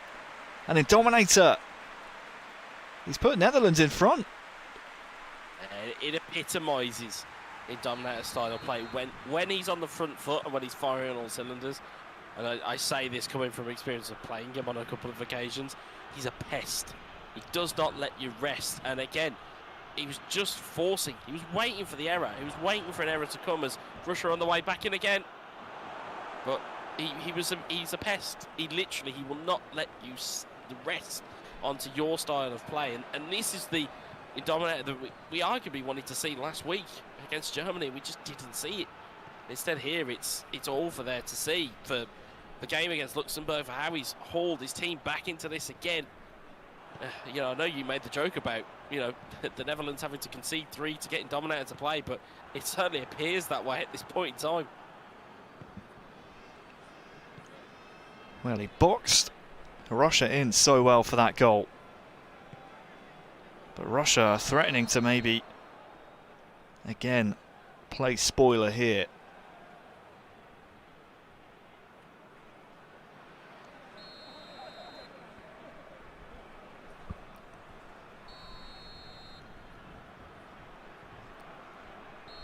Tactical switches here as well as personnel. That's the Netherlands now up 5-4.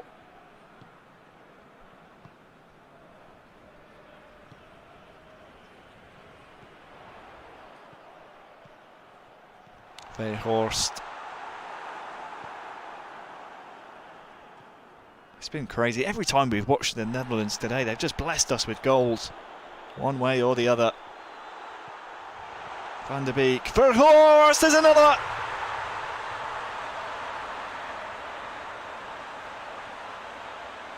It's another goal for the Netherlands.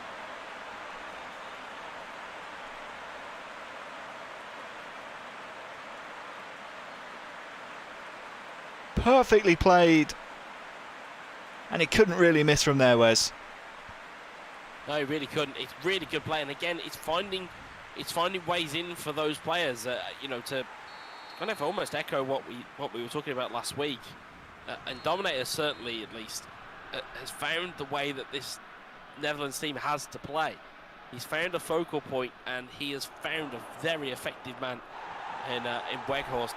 That, again, everything central is going through him. He's winning knockdowns. He's finding passages of, you know, or passes that are on to get to Buadu, to get onto Depay. He's finding space all over the pitch. Yeah, Weghorst is in again to make it 6-1.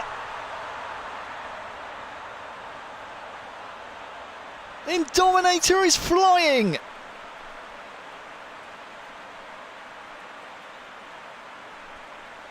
Incredible play. Just too much space afforded. And the Netherlands now, surely they're out of sight. Yeah, that's a brilliant finish right into the roof of the net. They've found their talisman. They really have. Like, I know that they have Depay and they have Buadu, that they tend to run plays through. But Weghorst has to play. He has to start. We've seen it across 2 or 3 of the games that we've seen from the Netherlands. Weghorst has to start. He's too crucial to the way this team can tick over. Absolutely. It's Netherlands 7-4 up on aggregate now. I mean, they won't like to be in a position where they're outscoring their, or having to outscore their opponents to such a severe degree. But again, it's what you've got to do in these in the playoffs. It's what you've got to do in these types of games.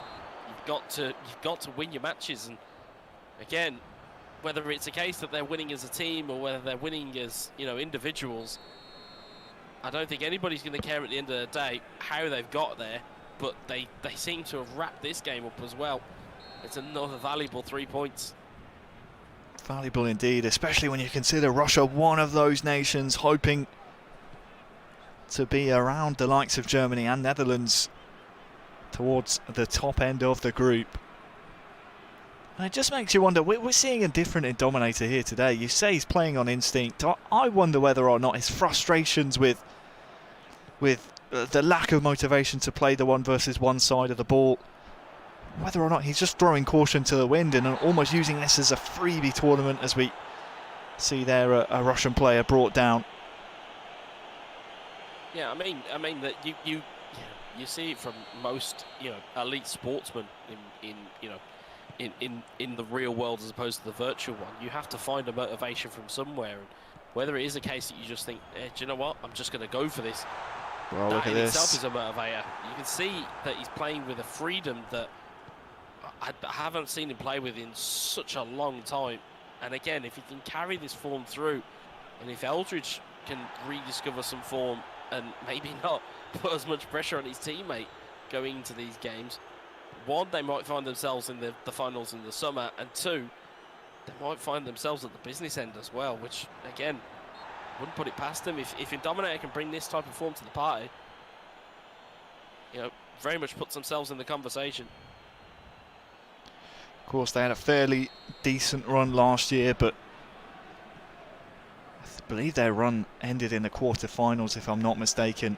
Certainly not as far as they would have expected to go in the competition.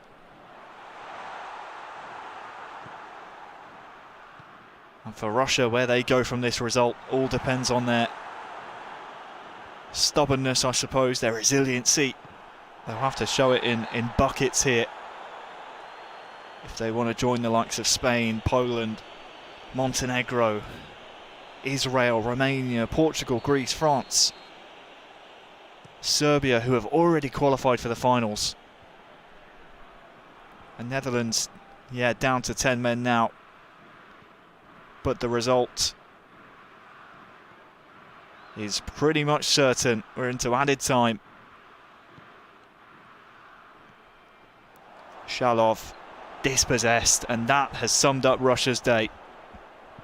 Here in the second leg, it ends Russia 1, Netherlands 6. And on aggregate, it ends 7-4. We'll take a brief look at some of the stats, Wes, because I feel like there were plenty of shots to talk about there. All 6 on target, and all 6 were goals from the Netherlands. Just a great all-round statistic. Yeah, you have to be clinical, you know, and again, it goes back to how these players will play. They will play the percentage shot. They won't just take a shot for the sake of taking a shot.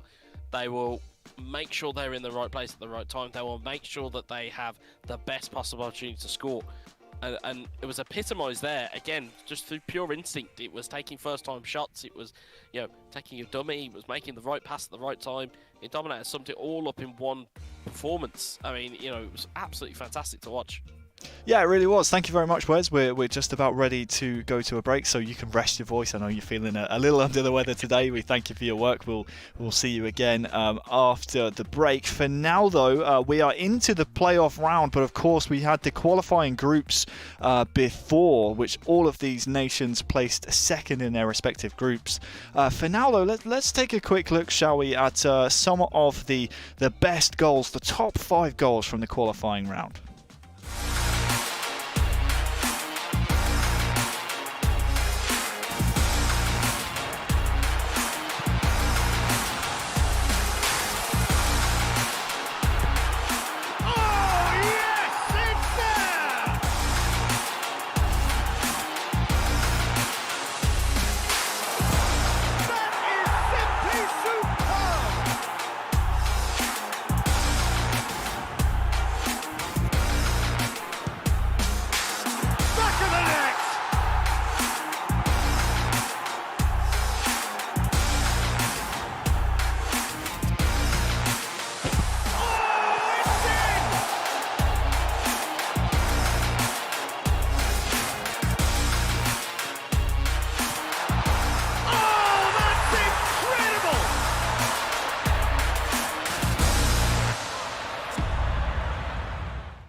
Well, some great goals scored then in the qualifying round. We've seen some tremendous goals as well from the playoff group stage, which will commence after our break. For those of you waiting to see Turkey take on Belgium, don't worry, we're still going to bring that to you. We just want to take a very quick break, and then as soon as we come back, we will have that match ready for you, hopefully alongside some more terrific action here at the eEURO 2021 playoff round. For now though, let's take a look back a week's time and watch how Luxembourg took on Germany.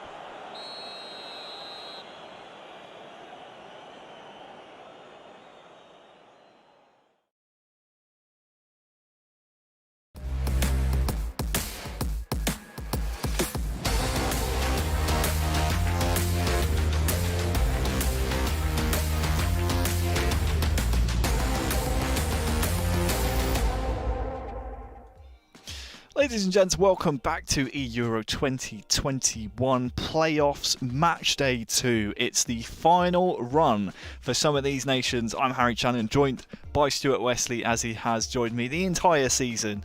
Wes, we've got some huge games to come. We'll talk about them in just a second. But first, let's run through some of the games we've already seen. Ukraine versus Turkey. Ukraine overturning a deficit after their first leg. That's a big win for the Ukraine, isn't it? Yeah, it was huge. It was huge for the Ukraine. The second leg performance of Sergio Babika was probably the highlight of that. You know, to be able to go in, get the goals he needed, shut down the attack of Turkey. Really, really good to see, and again showed some really good powers of resiliency from the Ukraine there. Again, really good result for them. Yeah, it was indeed. And then after that, we saw Netherlands take on Luxembourg. It was a Netherlands double header actually, where Eldridge just seems a little bit off the rhythm today, so to speak. He lost 4-1 against Luxembourg in that first leg, but then Indominator came along 7-0 in the second leg to make it an aggregate win. He's playing phenomenal today, isn't he? Yeah. I mean, it was two, as you said, it was two kind of back-to-back performances that we saw from the Netherlands, and both really echoed each other strangely, which was a very poor opening leg from Eldridge O'Neill, followed by an attacking masterclass, it seemed, from Indominator in the kind of the anchor legs that you really needed. And to be fair to him, full credit, found all the goals he needed. What was it, 13 goals in 2 legs that he scored? Incredible stuff. Incredible stuff indeed. We then saw Russia next up to take on the Netherlands, and once again it was the Indominator show. 3-1 in the first leg that Netherlands trailed, and it looked like Russia were going to pick up some valuable points here, but then again Indominator comes through and just puts up a phenomenal performance. I think it was 6-1, was it, in that second leg? So an incredible performance once more. Yeah, again, like we said, it was the second half of that game that really showed. And we talked a lot about a kind of champions mentality and the champions kind of way of playing. Again, Indominator showed every piece of experience that he had from esports from years gone by. We saw similar types of performances from the Germany lads last week. We're seeing it from the Netherlands this week, and again, when you need those types of games, you go to a place and you find those performances, and Indominator has done just that. He dug deep indeed. Now we look forwards to our next match. It's Turkey taking on Belgium. I mean, in the context of the group, especially when you look at Ukraine taking points away from Turkey earlier on, you'd say this is probably Belgium's best chance at maybe clawing some points back in this group and becoming one of those teams that potentially could find themselves at a final spot at the end of today. Yeah, and again, for if you're Belgium going into it, you're wanting to basically just get third place. That's all you're really after. You don't want to go, oh, we tried to win. You try to win the playoff group. No, you just want third place. The third place is good and will get you to a final. And again, results and games like these types of games, again, there are no gimmies here, but it's a game you really need to win. And it would be vitally important if they do somehow pull out the performance. But again, it's difficult opposition as always. It's a tough game indeed for both nations. We'll see exactly what happens just after this. Don't go anywhere, because when we come back, we'll have Turkey taking on Belgium.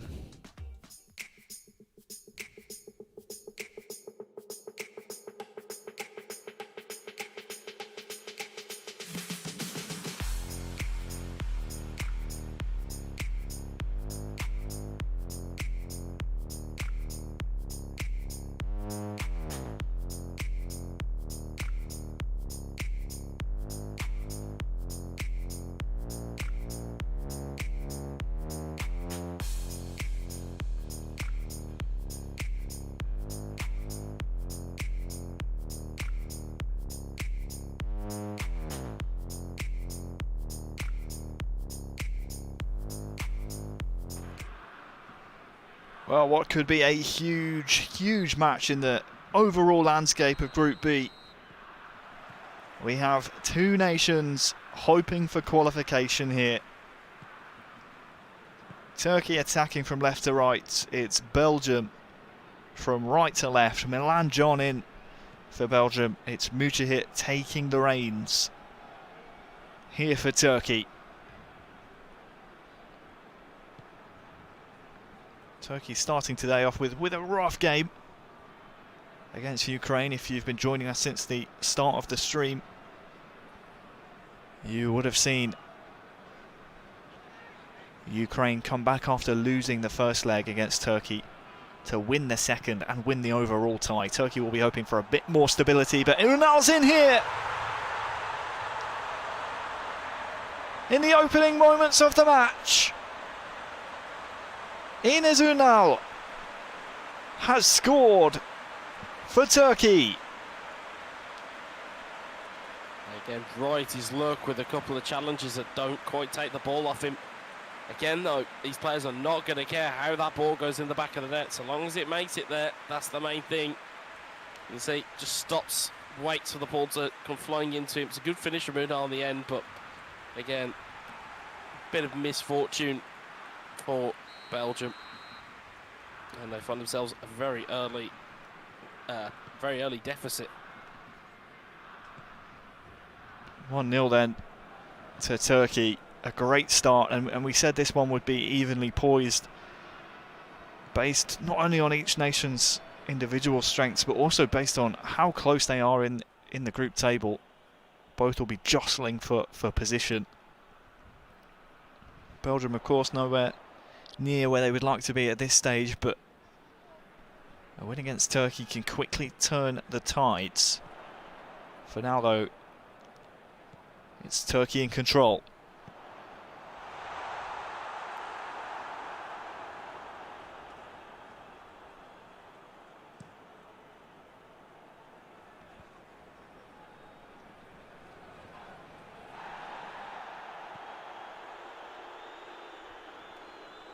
Belgium, of course, one of the nations who announced their squad for the eEUROs, or excuse me, the Euros, the real-life Euros today. So used to saying eEUROs, old habits certainly die hard. For now, though, Turkey trying to make it two, and they pull the trigger. Yilmaz again, is it? He's been lethal all qualifying long for Turkey, and he struck here once again. The first time strike caught everyone off guard. It's a really good finish. Again, it's not allowing that defender to set where he's going to block that ball. It gives Yilmaz enough space and enough time, and 2-0 to the good. Again, it's performances that we have come to kind of expect from Turkey. And this was what was quite surprising when we saw them against the Ukraine, was that we didn't see this type of performance from them, and instead they've seemed to have kind of lit themselves on fire almost. Well, Çalhanoğlu looking to try and lob the keeper. It's off the crossbar. Belgium need to be careful not to lose this tie in the opening half hour.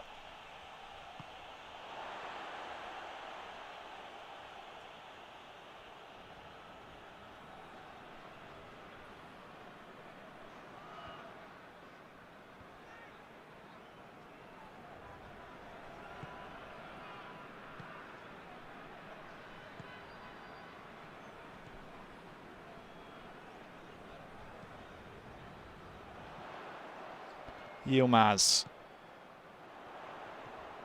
Turkey trying to ride their luck here. Yilmaz is through once more to make it 3.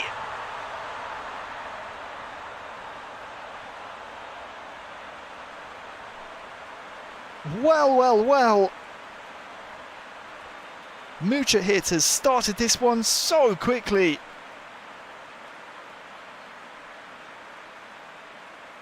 And Turkish fans have something to celebrate in the opening half hour, because it's Turkey 3, Belgium 0. And this is what they need to keep themselves in contention here. I mean, we know, we saw the graphic at the start of the stream of how close this group actually is. It's these types of results they're going to need. They're going to need these performances, and they're going to need to make sure they take the 3 points here, because, again, if they don't, it'll be more problematic than it would probably need to be. for Turkey, but Belgium still got a lot of time left in the tie, and let alone just this game. I mean, like you said, 3 goals, what, 30 minutes plus a bit of change just gone now, and Turkey very much in the driving seat here. I don't expect to see them cause any issues for themselves, but we have seen it done. We've seen people get too cozy with their leads, and then as a result got caught cold. Lukaku wins the ball back. Origi trying to use his strength here. So far, Milan John has just not really offered anything up in terms of an attacking threat. Leander Dendoncker there, making his presence known.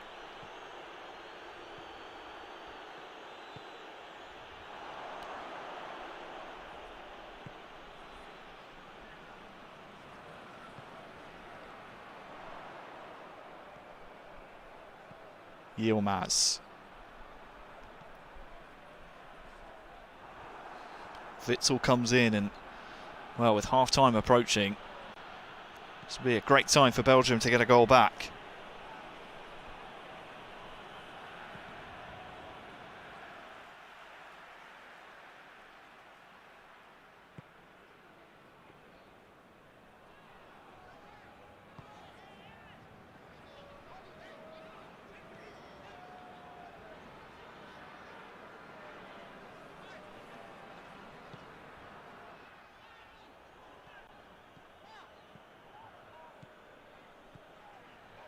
One minute to be added on then in the first half.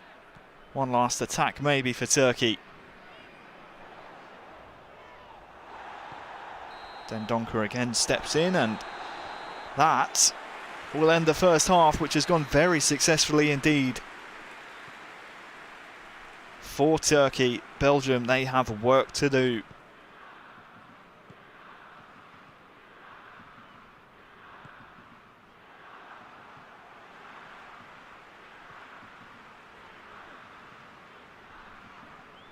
Just whether Turkey are going to allow them to do that work. If they can get an early goal in the first kind of 10-15 minutes of the half, you could probably see a little bit more activity coming from Belgium, but looks to be all Turkey at the moment. Just waiting for the perfect opportunity here. Now has Yilmaz through, and it's 4-0.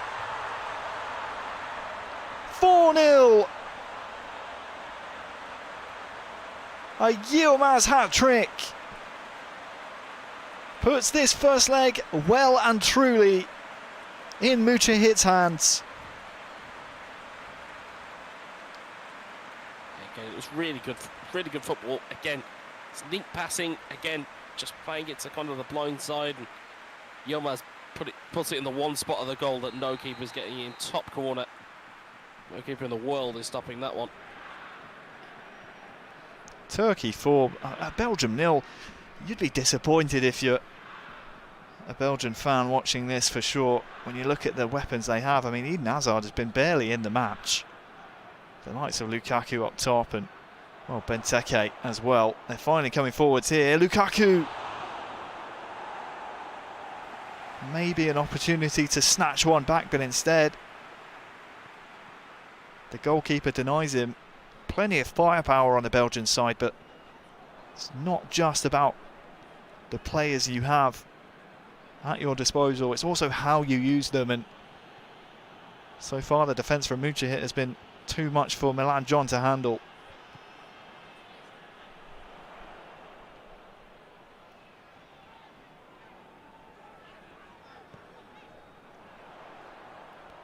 Çalhanoğlu.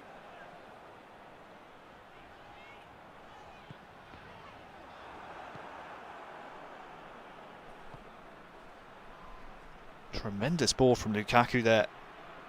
Into Origi now. Goes for that far post.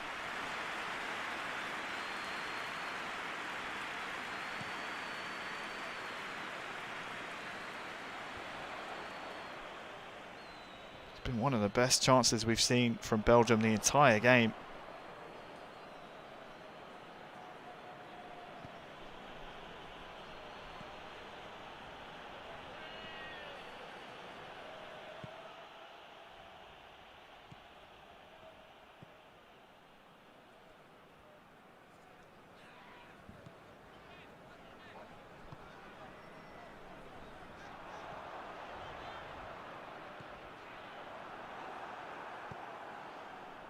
20 in-game minutes to go then in this first leg.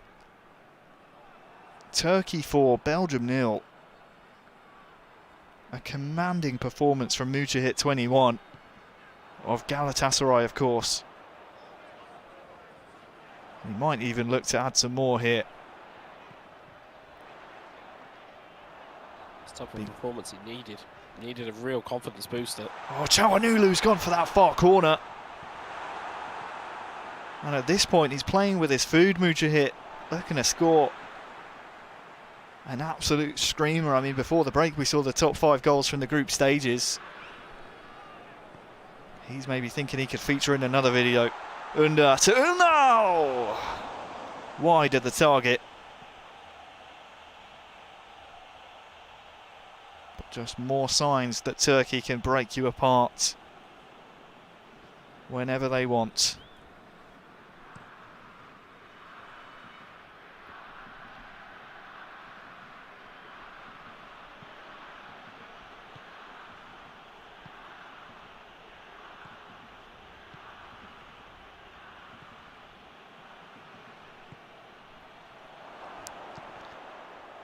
Origi, well, he's able to get his strike away, but it doesn't quite dribble all the way through for the corner. Interesting to see Kevin De Bruyne is introduced. Didn't get the start here for Milan John. It'll be interesting to see if Fethi El Turco gives him the nod, perhaps in the second leg, if he is the player who's chosen. But they've just lacked that bit of extra something today, Belgium. In this first leg at least. Yeah, just lacked a little bit, but again, I think it's in one sense it's lacking a little bit, but then it's also again it's the play of Mujahid who's found his rhythm. Again, it's taken, you know, it may have just been first game nerves. It might have been when we saw against the Ukraine, you know, in terms of the caging and stuff, that first leg, but second this particular game, he's came flying out the traps and he's given Turkey a very commanding lead going into the second leg. Might he even add a 5th, I wonder? Under. Here he is again. Holding up Jan Vertonghen very well. And it will be a 90th minute corner here for Mujahid.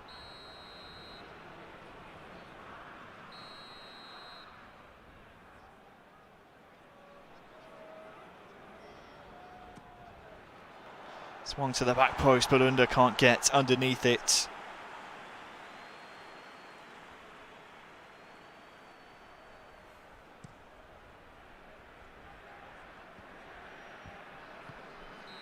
So that will signal the end of the first leg. A Yilmaz hat-trick for Turkey. Contributes towards a 4-0 scoreline. When we come back, we'll have the second leg still to come. Do not go anywhere.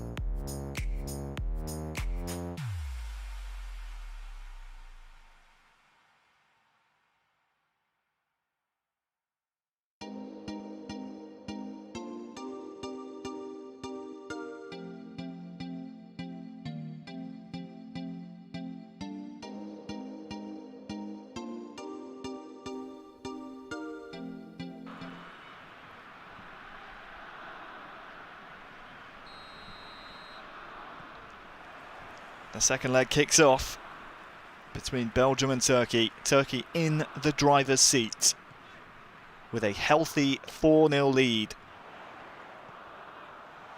Belgium, they know they have a task ahead of them here. They're going to have to attack Turkey. New players, of course, introduced. Fethi El Turco in for Belgium. Simigal Erman for Turkey.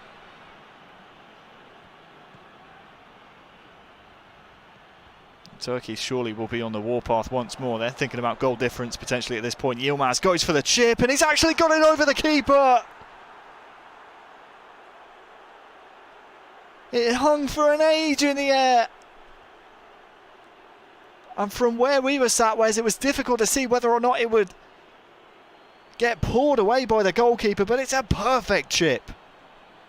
Yeah, it is, and we spoke about it, I think it was last week, if you didn't catch the broadcast or the stream, wherever you may have been watching it, but it's a pretty potent skill to have. If you can stop the ball dead and then just get the right side, the keeper will have a bit of trouble when you do lob it into the opposite corner. And it's a very good finish from Yilmaz, and it just kind of signifies potentially, an even steeper hill to climb. I mean, we've seen 7 goals in games, we've seen 6 goals in games previously, but this feels like it's a potentially could be a step too far for Belgium. But Origi had a chance to get one back, but yeah, you just sense that Belgium are going to need something a little bit more.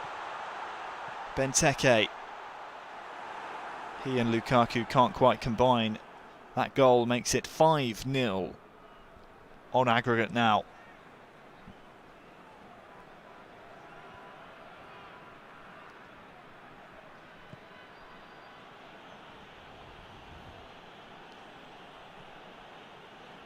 Wonderful goal from Simigal. Really was. We see that skill a few times when you get that kind of angle. And as you say, stop the ball dead. The goalkeeper's worried about his near post. He often forgets about that far post, and it's quite a potent skill indeed. Here come Belgium though. Tielemans.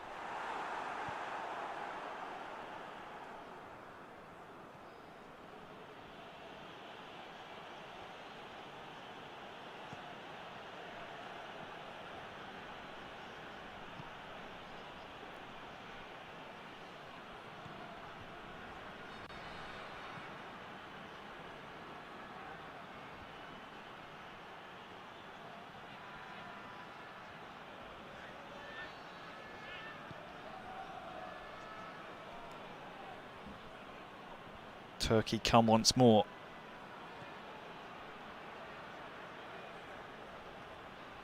Interesting to see as well. As predicted, El Turco going for Kevin De Bruyne in the middle. We'll see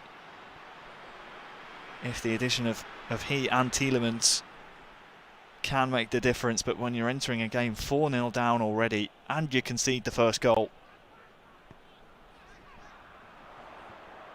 it's always difficult to come back in.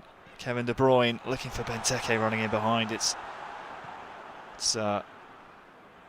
almost an impossible task for El Turco at this point. De Bruyne just slammed the door shut, does Turkey, every single time. And look at this now. Yilmaz versus Alderweireld.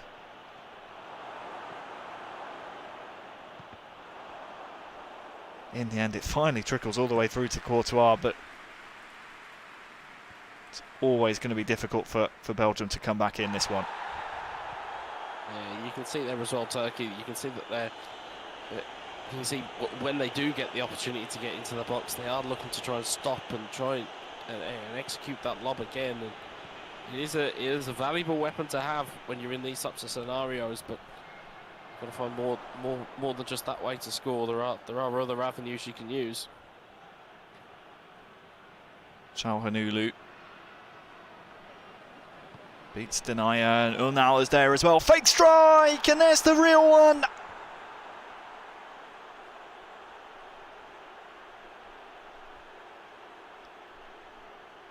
Turkey 6, Belgium 0.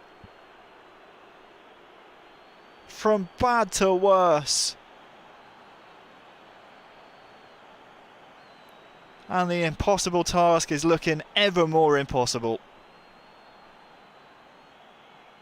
Yeah, you can see it's becoming harder and harder for Belgium to get into the game, and the more goals that mount up, it makes it a Herculean task that they've got on here. And Belgium, to their credit, have been good value for the opportunities they've had to get points and being able to put in good performances, but at the moment it just seems like a leap too far. Certainly does, and it's always a shame when a game gets this out of hand. We're into the second leg now. It is Turkey 6, Belgium 0, and unfortunately Turkey have just been too good. Unfortunately for Belgium, that is. They just haven't shown us anything really, Wes, that makes us believe they can make this comeback happen when you're 6 goals down with time ticking against you. Yeah, I mean, getting 6 goals in a game is or to get a high amount of goals in a game is one thing. Getting a high amount of goals in one half of eFootball PES is a very, very different prospect. And especially when, as you can see there, Turkey are in no real hurry to get the ball forward.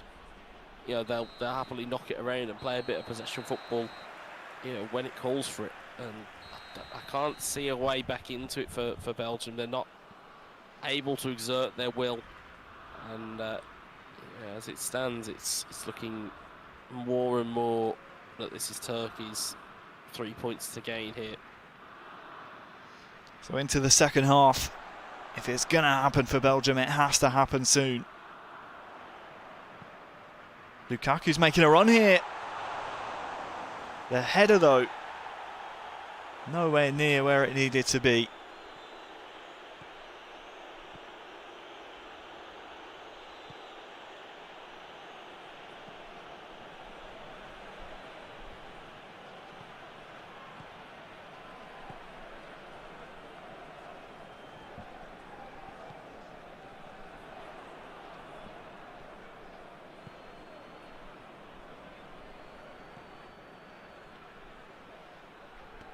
Yilmaz Ulnau. Well, this is the type of bounce-back performance we wanted to see from Turkey. They made a finals appearance last year, of course. Would love to make it back-to-back years. They'd be joining some good company in that respect. Yeah, it was a performance they really needed as well, and I know we're talking in terms as the game is pretty much finished. I mean, there are there's still half an hour here, but the longer that game goes on, the longer it's the less amount of time that the Belgium have, and getting the amount of goals they require to get probably even a draw out of this game is looking distant. But this is the type of performance Turkey needed. They needed a confidence booster and to keep themselves in with a shout of qualification is what they really needed. Well, Jan Vertonghen's joined the attack now for Belgium. That's how desperate things are getting. Tielemans trying to find De Bruyne.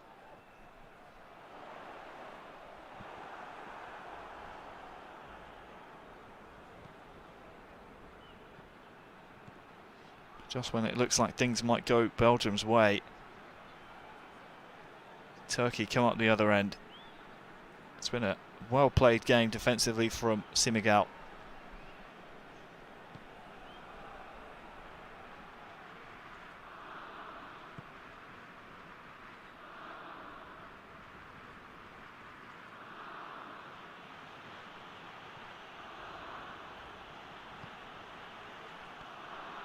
And you just wonder how far Turkey can really go if they are able to make it to the finals. Could they break that tag perhaps of being one of those fringe nations which could upset some of the bigger ones. Certainly have the players in between the sticks that are able to put that pressure on. We saw eEURO last week. We saw obviously Godless Turtles. We've seen Muka hit. We've now seen Senegal Erman.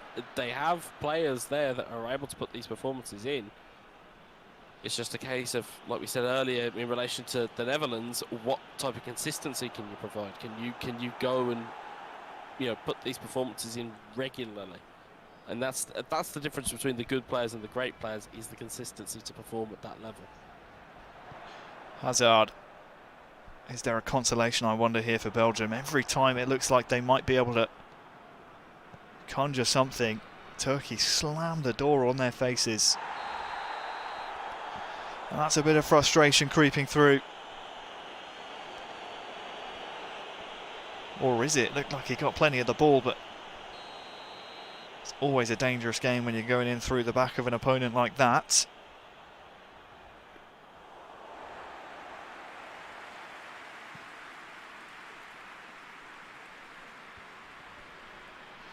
Ten minutes to go then until a valuable 3 points for Turkey is confirmed.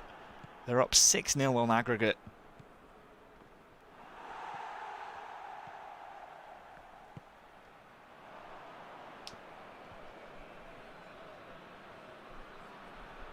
Well, Hazard wins the ball back here. Carrasco's here as well. Blocked. Origi! Well, there is their consolation.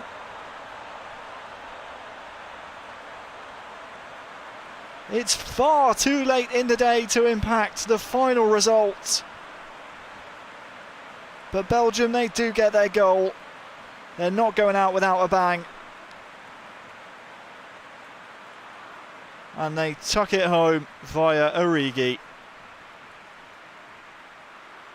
Yeah, I mean, they'll be buoyed by the fact that they've been able to get a consolation there. Again, looking at the finish as well, really, it was a quality finish. Outside of the boot, finds the corner. But again, it's not what you need at the business end of these types of playoff group stages and knockout football, essentially. You need more than just one goal, and as we've seen from Turkey, they have littered this game and the previous game with goals aplenty. So again, full credit to Belgium for at least making a game of it up until a point, but I think the wind was taken out of their sails within that first leg. It really was. 90th minute now, and this has been a big result for Turkey. There was always going to be questions about them in this group, but they've passed this test. They win the second leg 2-1. They win the aggregate game 6-1 in the end. And it's been a really fun ride watching Belgium. However, with results like this, you feel like there's probably not a whole lot more of them to be seen. Yeah, I mean, those types of results you really don't need at this kind of key time. It's the last thing you need is to lose, and especially with quite heavily as well. If you're looking at goal difference being a massive factor, it's not what you need. I mean, for Turkey, great news. I mean, they've got 3 points, have given themselves the best opportunity here possible, and and they'll be delighted with their performance. But Belgium got some work to do in the last couple of games. Absolutely, they do, and we'll get to see them again in our next match. They need to start picking up wins and points wherever they can when they come back. When we come back, we'll see them taking on Ukraine. Don't go anywhere.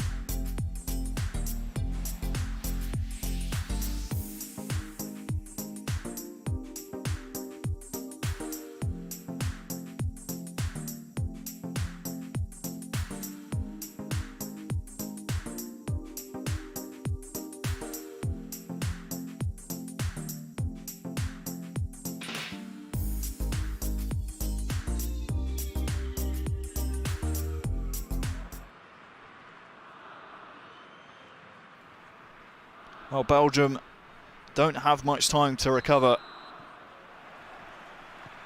It's straight back into the frying pan with them. They take on a Ukraine nation who are chasing the likes of Turkey and the likes of Italy in this group for qualification. It's Milan John back in once more. It's Maxson back, featured on the stream for Ukraine. Oh, well, there's an early chance here for Zivchenko.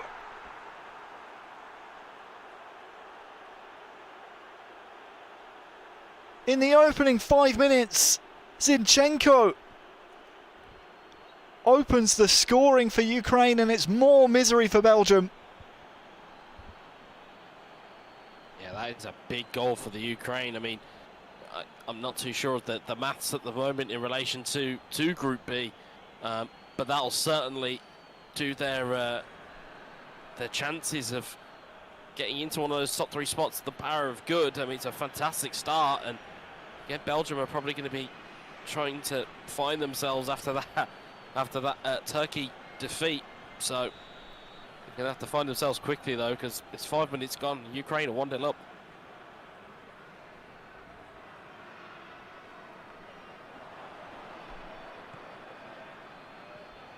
Maxson on the front foot once more. And it's always harsh when we get to these kind of last chance playoff groups, because we see so many nations that are worthy of making a finals appearance, but of course only 6 can come out of these 2 playoff groups of 5 nations each. Yeah, and that's the thing. I mean, but if anything, you might get a slightly easier group in the the qualification phase, but there's going to be no easy group here. I mean, I'm just looking kind of at the stats at the moment, because obviously I'm trying to keep eyes elsewhere for everybody in the stream as well. But looking at this game, I think if Ukraine, if they were to win this, it would mathematically put them clear. If not, I'm just double checking there. Yeah, it could potentially put them clear and could put them through. So a win here would be exactly what they need. Well, we'll keep an eye on things in both playoff groups, of course. I know we were scheduled to show Luxembourg taking on Germany. We've got Wes keeping an eye on that one on the sidelines for now, though. Looks like Maxson is trying to really turn the screw here. Malinovsky. Belgium escape for now.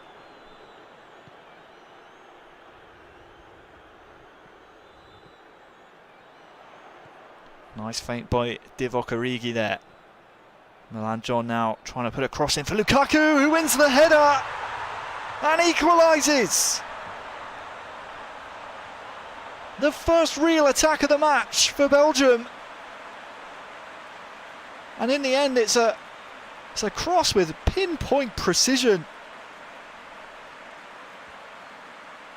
Could only be on Lukaku's head from that kind of elevation. But he rose well and tucked it home, and it's 1-1. Yeah, it's a great ball in from Divock Origi. It's a quick spin that got him into space that allowed Lukaku to drive across his defender, get his head on that, pops it into the back of the net, and Ukraine now got to find something else. Junior Moraes with the dummy. The Belgian defence not fooled.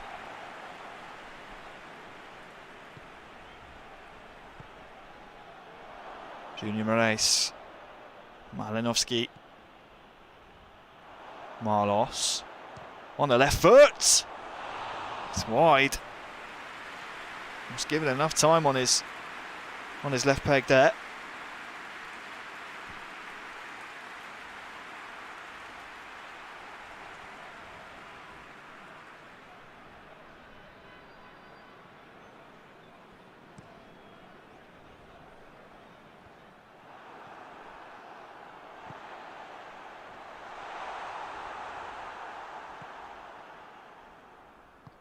Ukraine come again.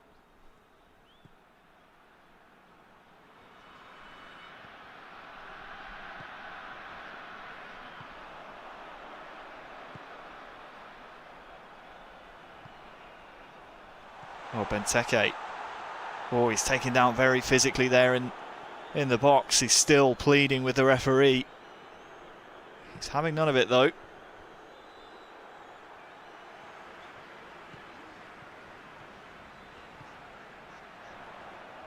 Benteke turns. Looks to slide in Hazard.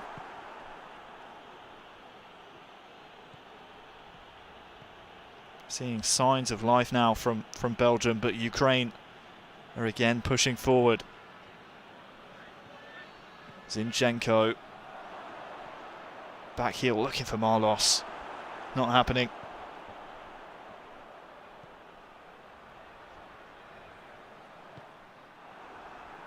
I was going to say, Ukraine have got to be careful they don't get hit on the break, because that Belgian counter-attack, they've got some real pace there with Origi. Lukaku is no slouch.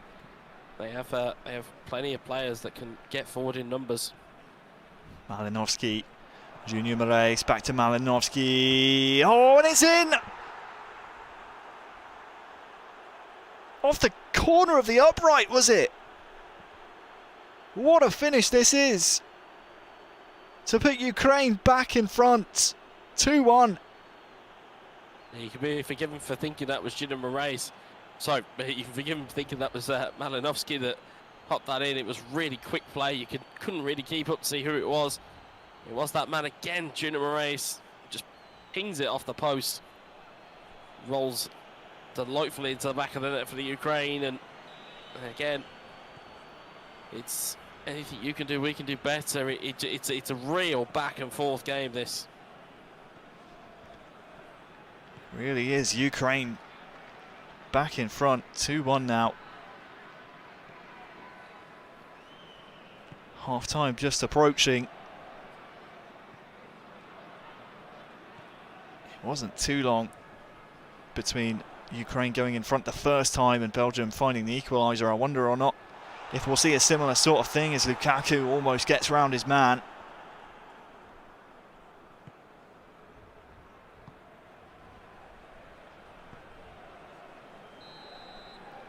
Junior Moraes offside this time round.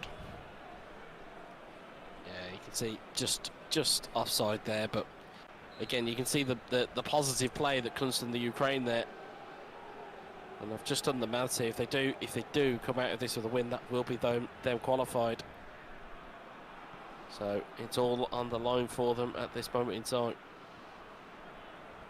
Well, I wonder if that will be at the back of the mind of Maxson and Sergio Bibica, who no doubt will feature in the second leg still to come. For now, though, the first half in the first leg ends advantage Ukraine. The side switch, the players remain the same.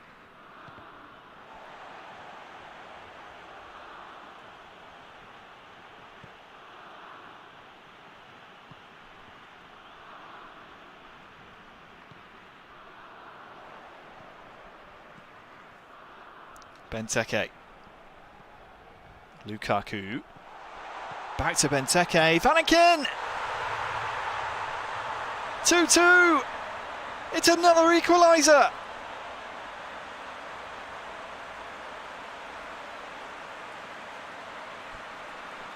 Well, Ukraine looking to qualify. Belgium looking to spoil the party here. It's another equaliser, the second of the match for Belgium. And it's so well worked. Belgium, really good passing move and going forward. And we talked about kind of qualities of goals. It's just this timing.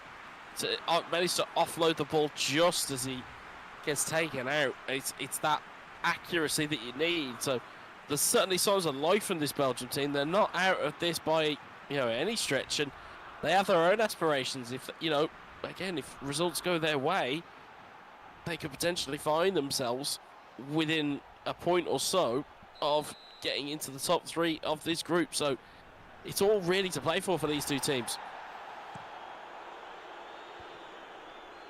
That just adds all the more incentive.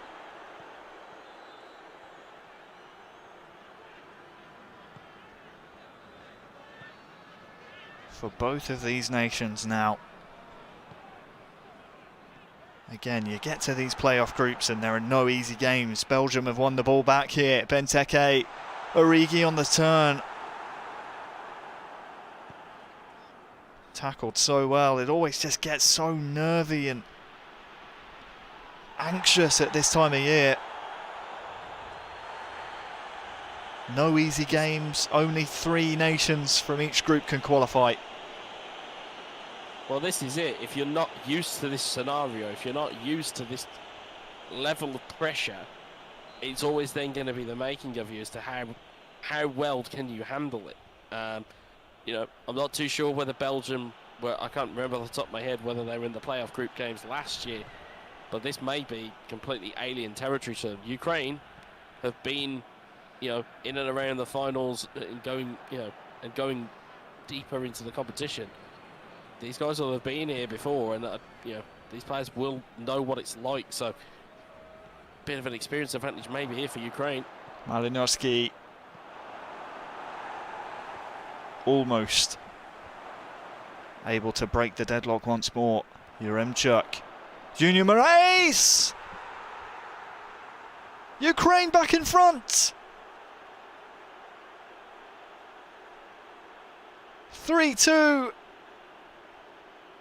More great build-up. And just like a pendulum, this game is back and forth. Ukraine back in the lead. It's a really good ball, and it's a brave ball as well. It's knowing that pass is there, but having the ability to execute it. Really good ball, and Ukraine finish it with aplomb. Now, pressure is all back on on Belgium once more, and it's just a pendulum swing. It just keeps going and going and going. It goes one way, then goes the other. Well, that's the 3rd time in this first leg we've seen Ukraine take the lead. Will they make it stick this time around, or will Belgium, for a 3rd time themselves, equalise?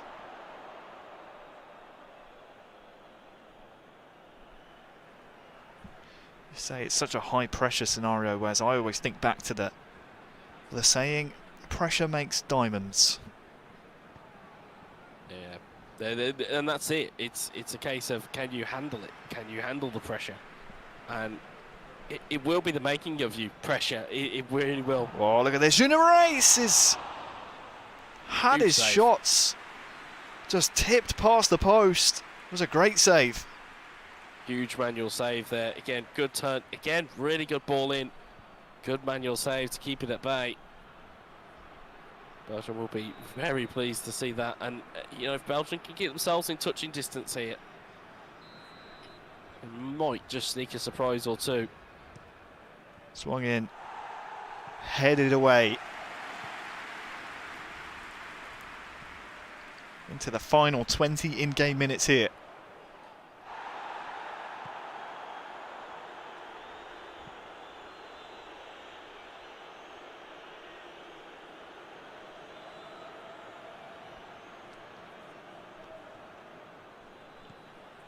Yaremchuk has a few yellow shirts ahead of him, but not enough for his liking. Instead now Belgium, they threaten to break. Lukaku dispossessed by Kovalenko.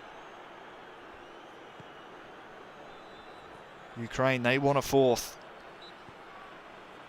Well, Leander Dendoncker here has been penalised, and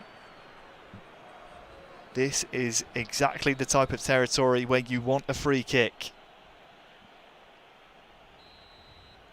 It's going to be the left-footed Marlos.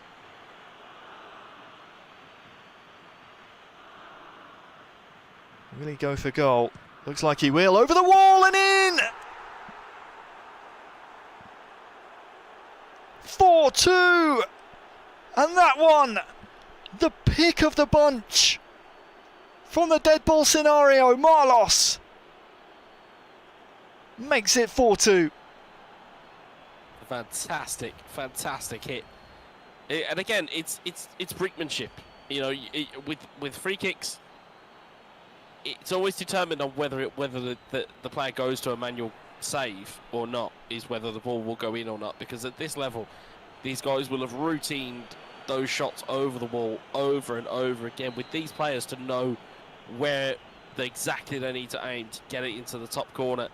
It's a fantastic finish, and again, the lack of keeper move there allowed that goal to go in, and Ukraine looking 4-2 at the moment and looking very, very comfy indeed. Well, there is the first 2-goal cushion of the match for Ukraine. It all came from Dendonka giving away that foul. Origi. Chance maybe for Lukaku to get one back, but it's saved by Lunin. A huge stop that denies Belgium a route back into the tie.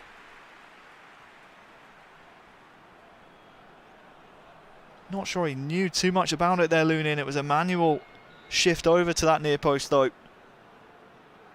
Tielemans on the corner. Out of Areld. Tielemans over everyone. And Ukraine survive.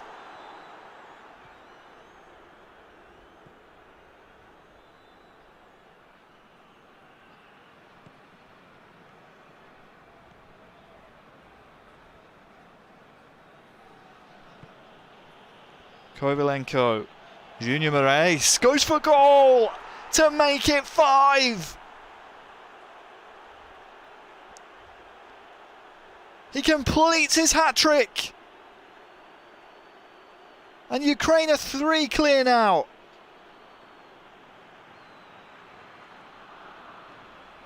Yeah, you've got to say it's been a comprehensive performance from Ukraine. And again, you know, in terms of, if you're thinking about their aspirations going forward, if it does come to pass, they end up qualifying, you've got to think that they would be somebody to keep an eye on in the tournament. As things stand, it's a great first-time strike. You can see the amount of power that's in that shot, and it's a great finish in the end. And Ukraine 5-2 up at the moment, look to be heading towards a summer finals place.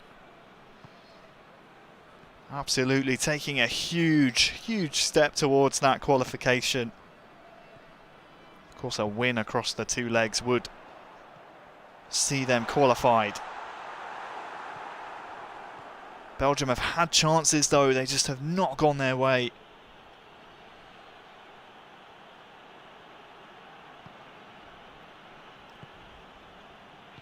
And it looks like, barring an upset here, in the 5 additional minutes, we're going to see a 3-goal lead being taken into the second leg.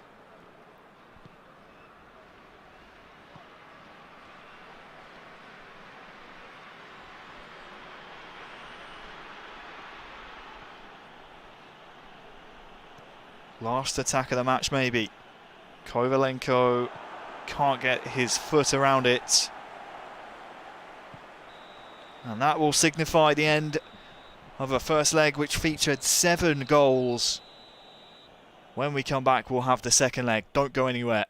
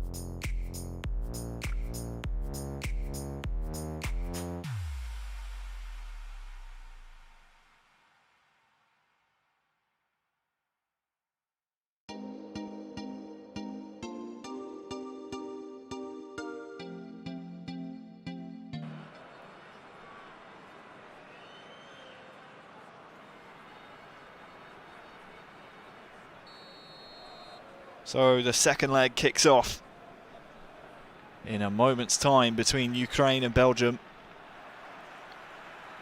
Ukraine with a 3-goal advantage after winning the first leg 5-2. Sergo Bibica is in. Fethi El Turco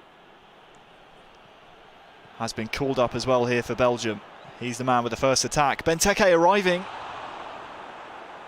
Good start from Belgium. They're going to need plenty more attacks like this if they're going to overturn the 3-goal advantage that Ukraine hold at this moment in time.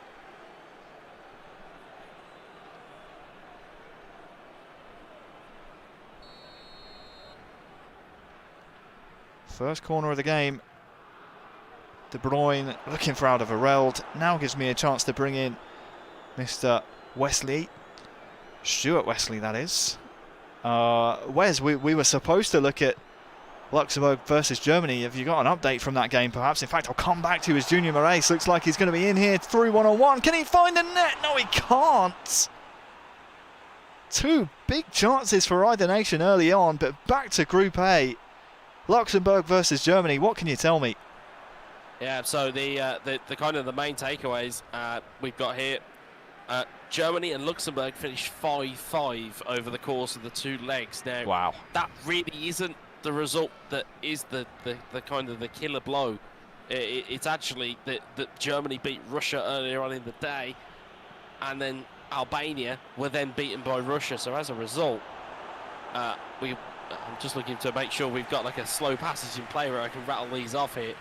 But as a result, Group A, your teams qualified are the Netherlands, Germany and Russia, as Russia can't be caught by Albania as they played all 8 of their games and there's a 3-point difference. So a big congratulations to those 3 nations who have booked and stamped their tickets to the summer finals. Well, Benteke can maybe feed Tielemans. But indeed, what is that? Germany, Netherlands and Russia, you say? Yeah, that welcome. is correct, yep. They are 3 of the 13 now confirmed at the finals. We still await how things play out here in Group B.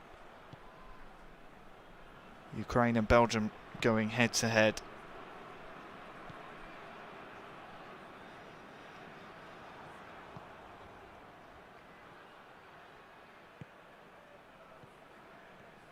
Malinovsky into the feet of Yaremchuk. Junior Moraes through one-on-one. And there's your opener. Ukraine up 6-2 now. And take a huge leap towards qualification.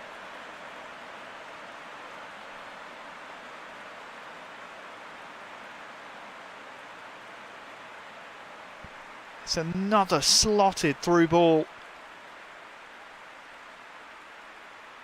Fed to that man once more.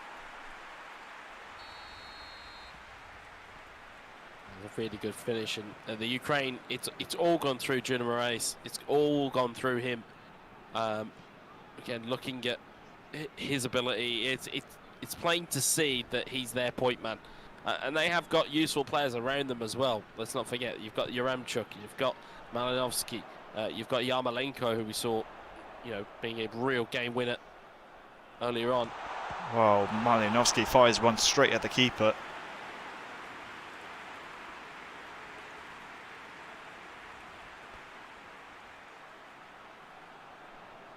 Corner still to come.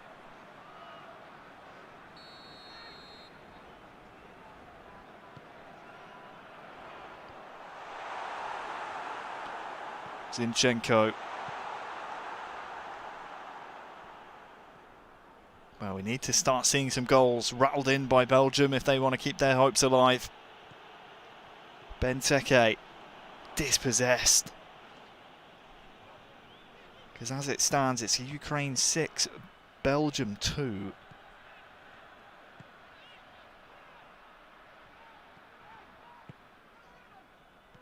Sergo playing around the high press very well, and that potentially could leave some gaps at the back here for Belgium. Yaremchuk looking for Junior Moraes, but can't find him.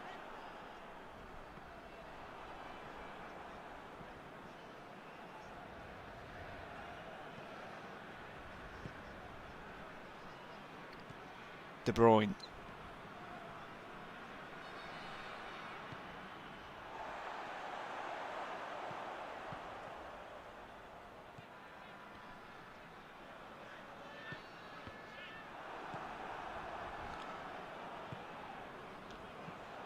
Junior Moraes is dispossessed, and with 10 minutes to go until half-time.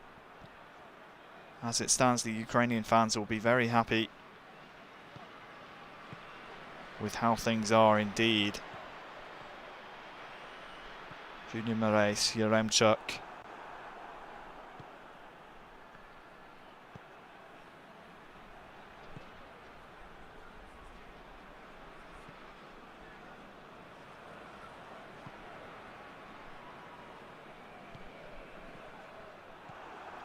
Well, Junior Moraes is in here.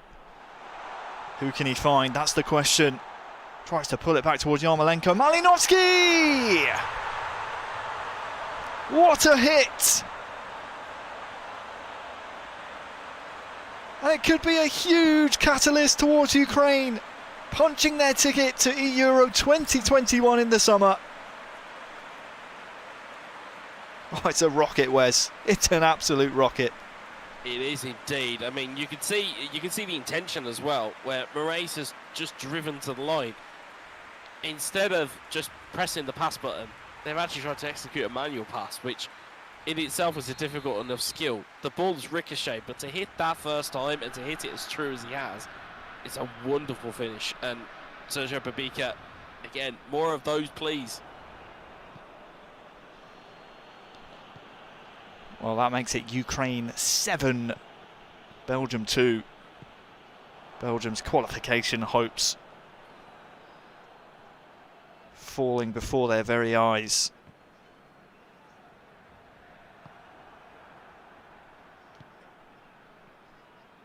Just nothing going right for them in the attacking phase, and well, that brings to an end a fairly miserable half, not the half that Belgium wanted.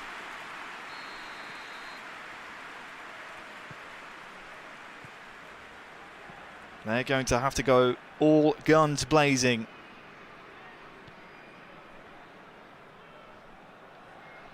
to salvage anything from this. They're down by 5 goals. De Bruyne. Lukaku! Well, there's one.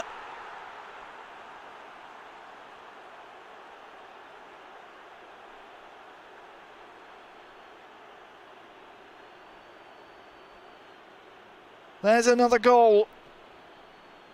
This time for Belgium. Their first of the second leg.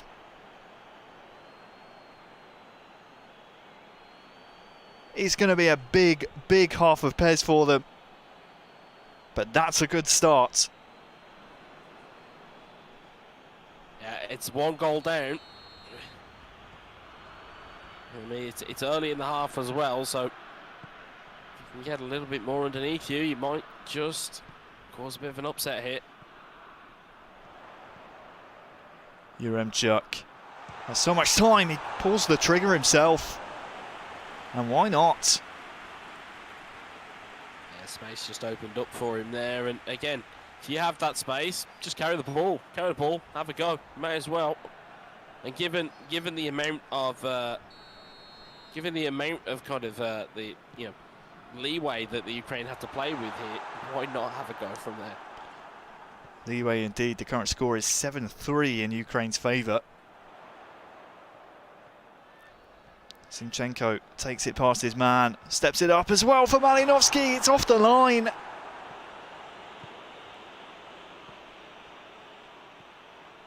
Counter opportunity. Origi, Benteke, Lukaku. It all was very scrappy in that passage of play for Belgium. Ukraine did just enough.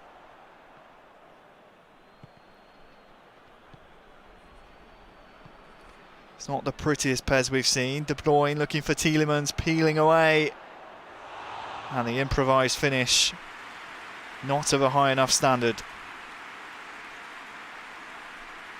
Certainly rate the effort for interpretation of an opportunity. It was a scoop through ball to a manual bicycle kick, which again, if you're gonna go out in style, May as well try it from there. But again, it's not really what Belgium need at this point. If you don't want to be, going out on your shield when you can still potentially get a result here and potentially turn this around.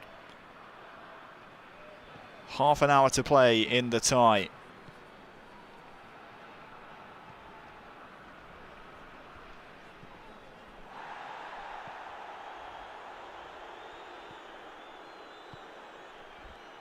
Currently Ukraine 7, Belgium 3. Lukaku, look at Tielemans. Tielemans through. And it's 2-2. And it's 7-4. And Belgium starting to find a bit of momentum here. Yeah, again, it was good hold-up play. You've got to...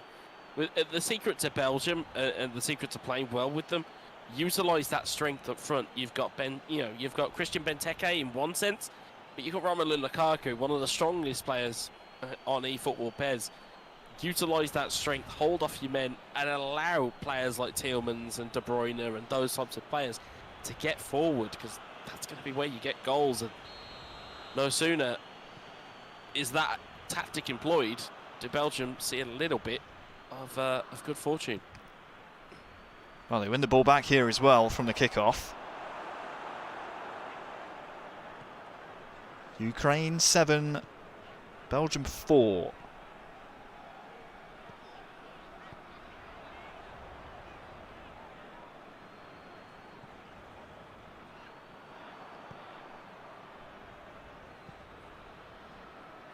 What do Ukraine have in response? Look at this, Yarmolenko split the defence entirely, through one-on-one, round the keeper, and it's 3-2.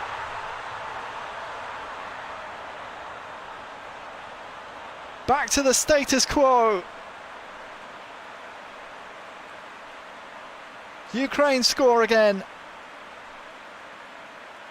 And it's a really, really calm, composed one-on-one finish. It all came from that really good slide tackle in the middle of the park. And again, really neat little through ball. Keeper doesn't go to ground when he should do.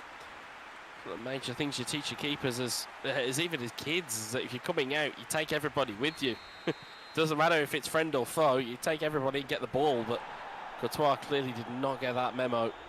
As a result, Belgium are now 3-2 down in the game, potentially staring down the whole of a difficult final game, which I believe was against Italy.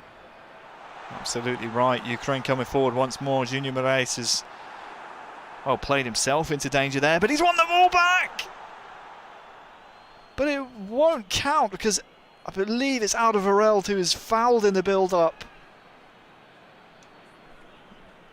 And that's a tough one to take. Ukraine, they were celebrating. I thought for sure that one would have counted. But it is Ukraine 8, Belgium 4. And Ukraine looks dead set now on qualifying for the finals.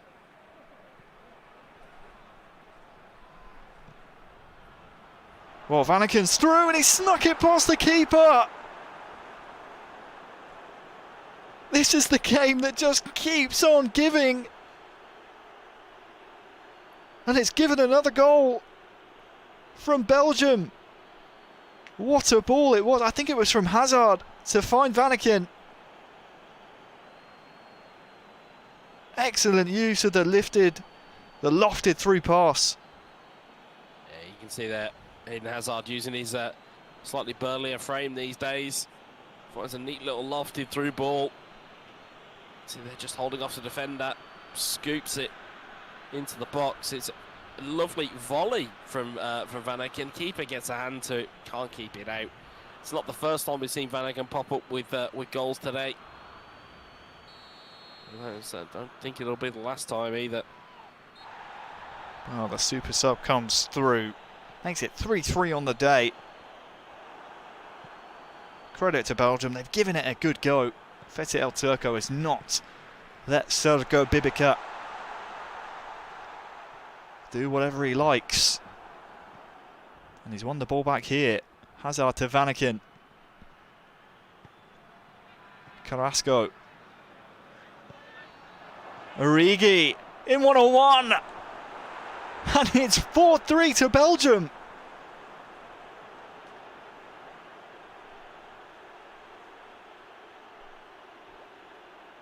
Unbelievable scenes here. I believe that makes it... I'm having to do the maths in my head here. 8-6 now. Incredible scenes.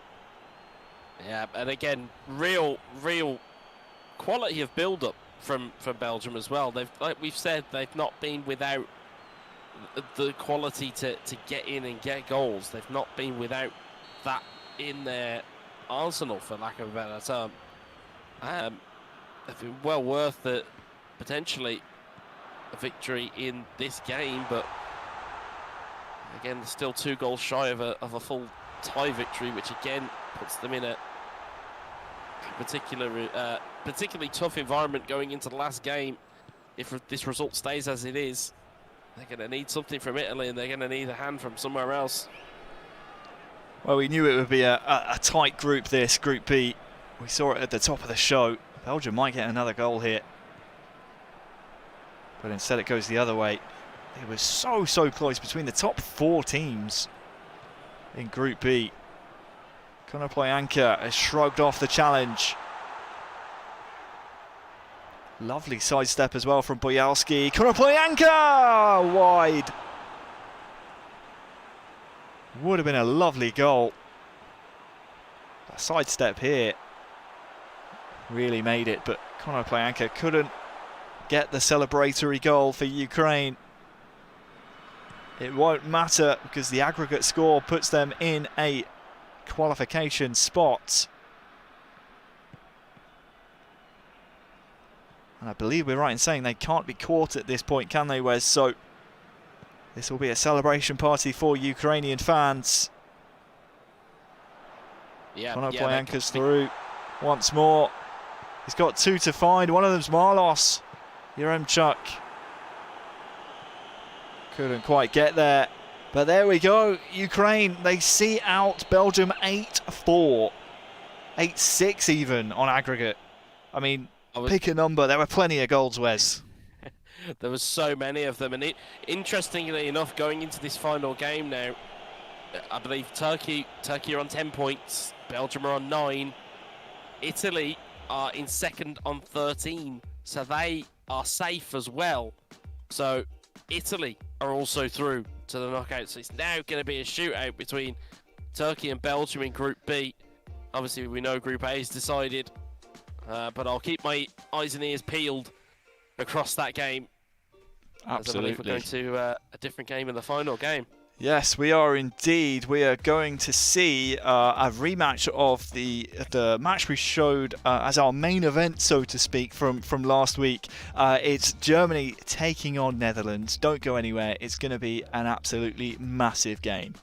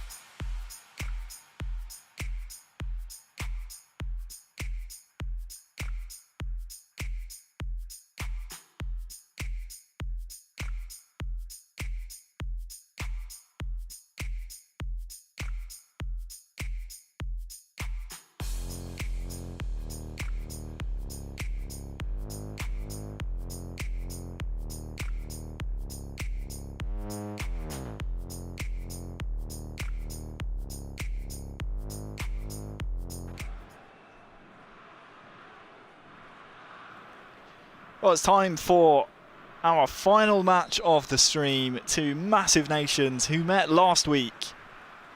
It's Germany taking on Netherlands. Eldridge O'Neill, who's had a tough old day of it, versus El Matador. An all eFootball Pro matchup here. Eldridge O'Neill of Manchester United, El Matador of Schalke 04. Wes of commentary. It's great to have you here. I know you've got your ear to the ground. We still have a playoff spot, a qualification final spot to decide in the other group. But for now, though, we're looking at this game. Last week, the Netherlands, they were bested 8-2 by Germany. Germany will be hoping for a very similar result here. But the Netherlands look a different beast this week. Both teams have already qualified for the finals, of course. Yeah, I was going to say, it was so good that we watched last week. We wanted to see it again. I have got eyes and ears pressed elsewhere, but that doesn't escape the... this game doesn't escape my attention because the Netherlands versus Germany is always a massive game, regardless of if it... if the group has been decided, you know these players as well as I do. You know that it's all about bragging rights. It's all about who's beaten who recently and who's beaten them on a bigger stage, and it's very much peacocking, for lack of a better term, that will be happening between these players. Well, this is a matchup that befits the latter stages of the finals tournament, let alone in the playoff groups. Here's Netherlands starting to probe the defence of Germany in the opening 15. They win themselves a corner. You say that it might be good enough to bless the latter stages of a tournament. We might still see it because both of these teams, of course, are in the finals for the summer. Of course. So we may see them if the groups shine favourably on them. We might see them in the same group, or we could see them trying to knock each other out. Absolutely. Both nations have given it a good go here early on.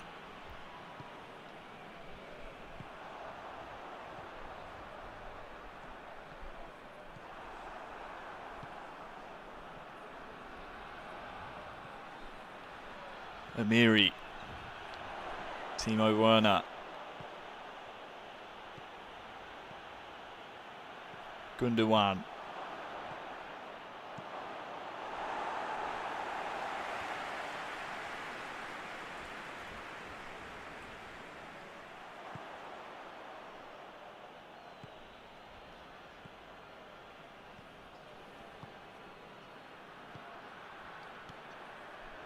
Amiri, Waldschmidt, he's won the ball and the referee's played advantage,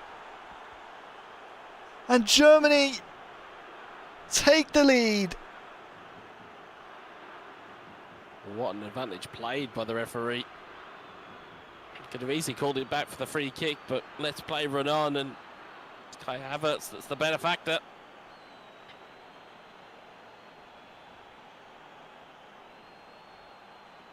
Oh, sorry, no, it wasn't Kai Havertz. Sorry, it was Waldschmidt. Similar haircuts. Similar hairdos in the German lineup will do that to you. I know you and I very jealous of the young German duo. Plenty of hair, unlike us. Germany, though, into the lead. And it's a great start for them. Eldridge's woes compounded here. Boadu could get an instant response, perhaps. Push round the post. Believe this will be a corner still to come. They had to get fingertips to the goalkeeper, but not the type of place you want to be giving away. So we're giving away a set piece to these guys. It's found the back of the net.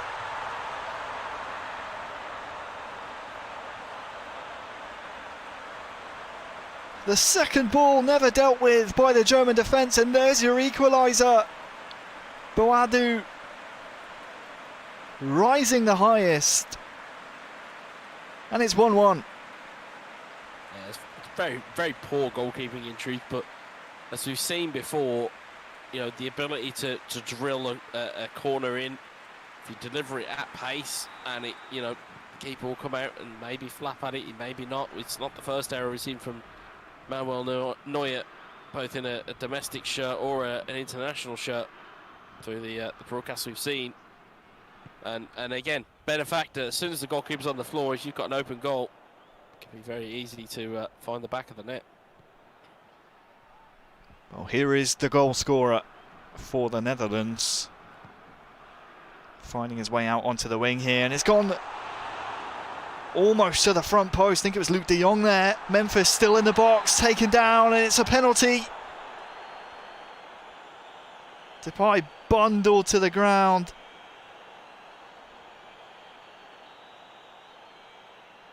And now it's Memphis versus Neuer.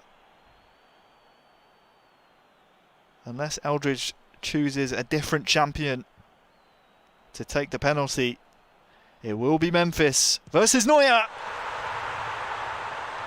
2-1. Penalty converted. Netherlands into the lead. You'll see no Panenkas from Eldridge O'Neill. He'll just be bludgeoning it as hard as he can and hope that the keeper doesn't guess the right way. Of course, keeper does go the wrong way. Depay sticks it home. And the Netherlands have their lead. Well, 2 for 2 on penalties, at least that we've seen today. Memphis Depay. Just strap yourselves in, folks, because this one could be a straight shootout between these two nations. eFootballing royalty. And Germany and El Matador looking for the instant reply here. Werner. Denied by the goalkeeper.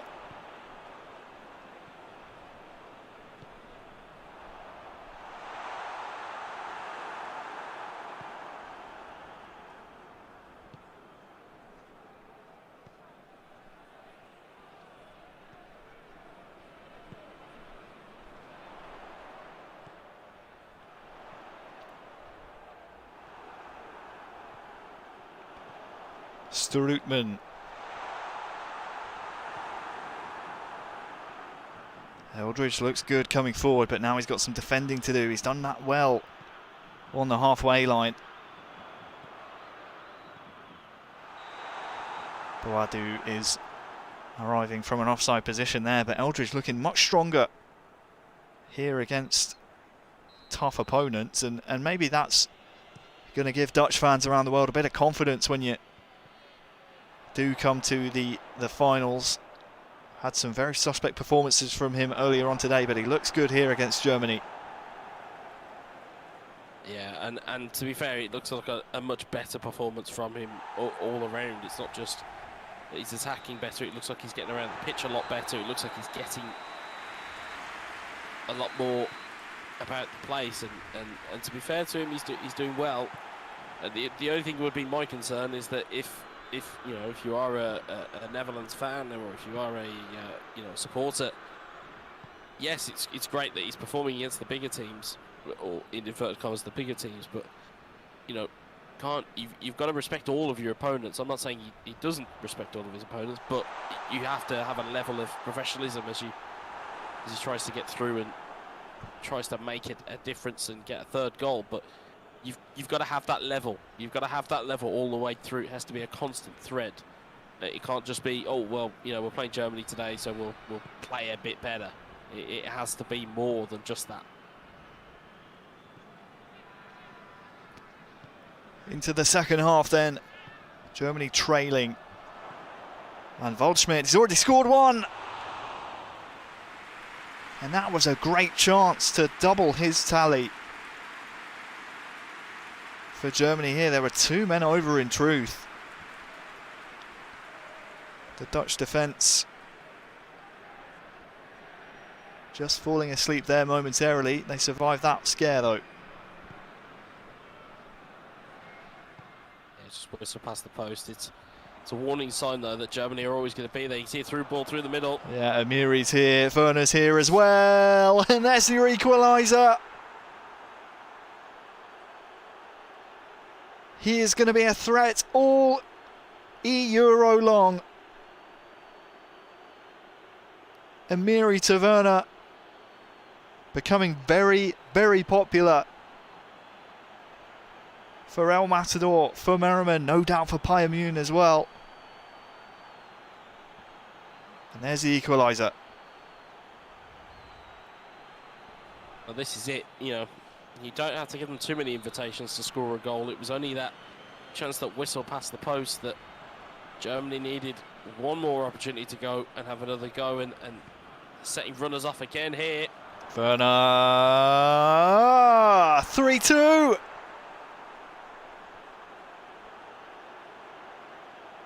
Two goals in as many minutes.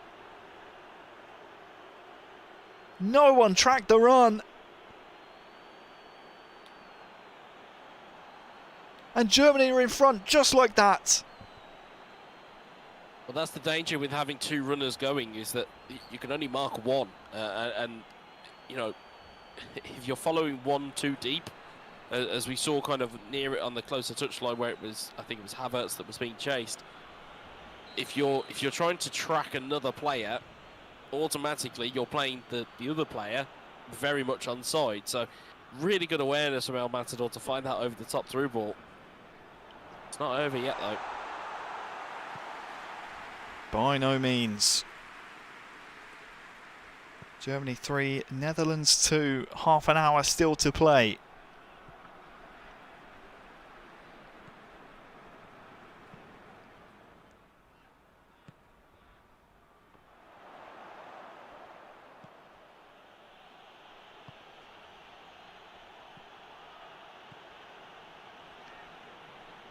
Gundogan, Waldschmidt! 4-2. Waldschmidt joins Werner on a hat-trick. But it's all about the delivery from Gundogan on this near side, Wes. Yeah, it's a stunning ball into the box. Again, stands it up, and you can see there, even on that replay, you can see it just swerves a little bit in the air. It's almost like a knuckleball cross, if there was such a thing. It just swerved violently, caught the defender out, and Waldschmidt at the back post, very happy enough to tuck that one home. And again, for as better performance as we've seen out of Eldridge, still susceptible at the back to quick movement. So he's got to work on going forward. I mean, you know, he'll have a couple of months to take a look at this lineup and see exactly how they can shore it up a little bit more, because they'll certainly need a proper hard-working defence to, if they want to be at the business end of the tournament. Free kick to the Netherlands. Memphis Depay will receive and go for goal and find it! It's 4-3. 7 goals in the first leg alone. And a well-worked routine caught Germany off guard.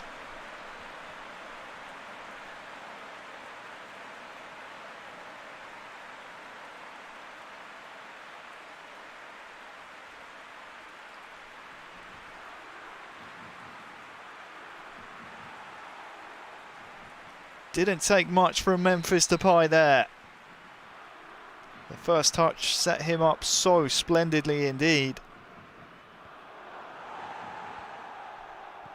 The finish was as cool as you like. Germany come again but are denied. Or are they?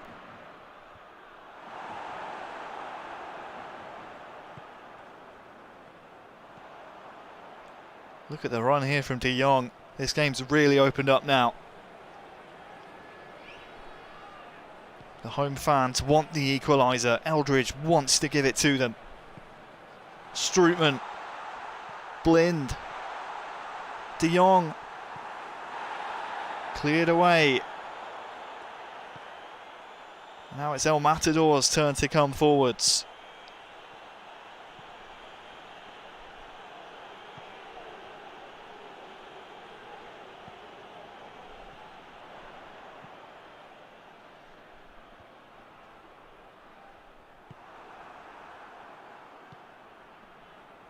Look at how open this game is. Werner has Brandt on that far side as well. Will he get there before the keeper? The answer is no.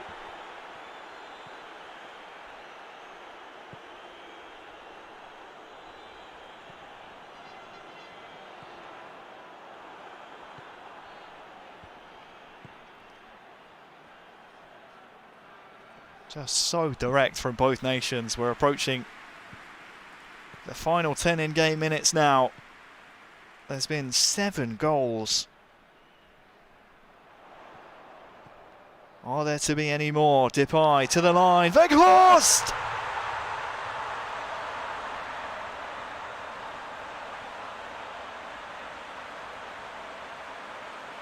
Right on cue, it's the equaliser.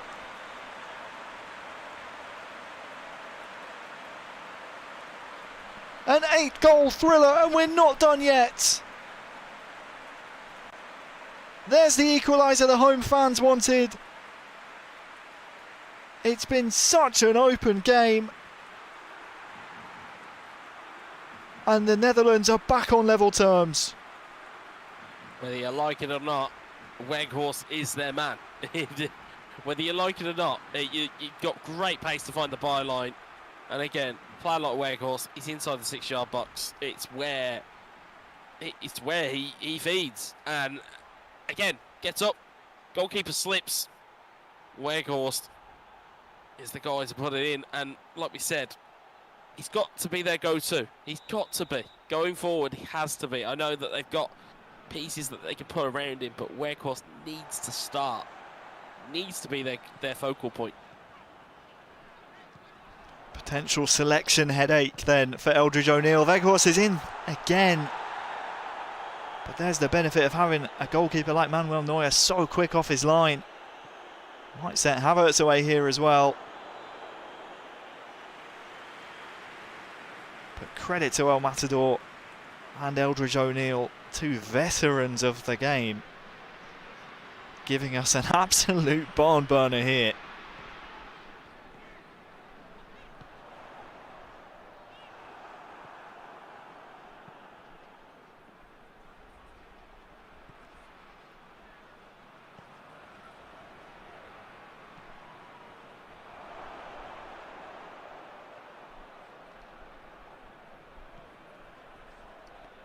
Four minutes to be added on.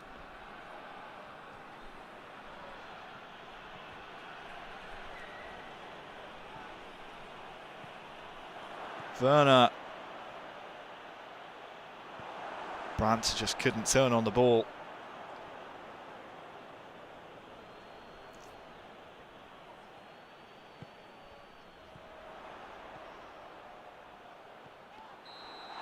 Well, there we go. The first leg comes to an end.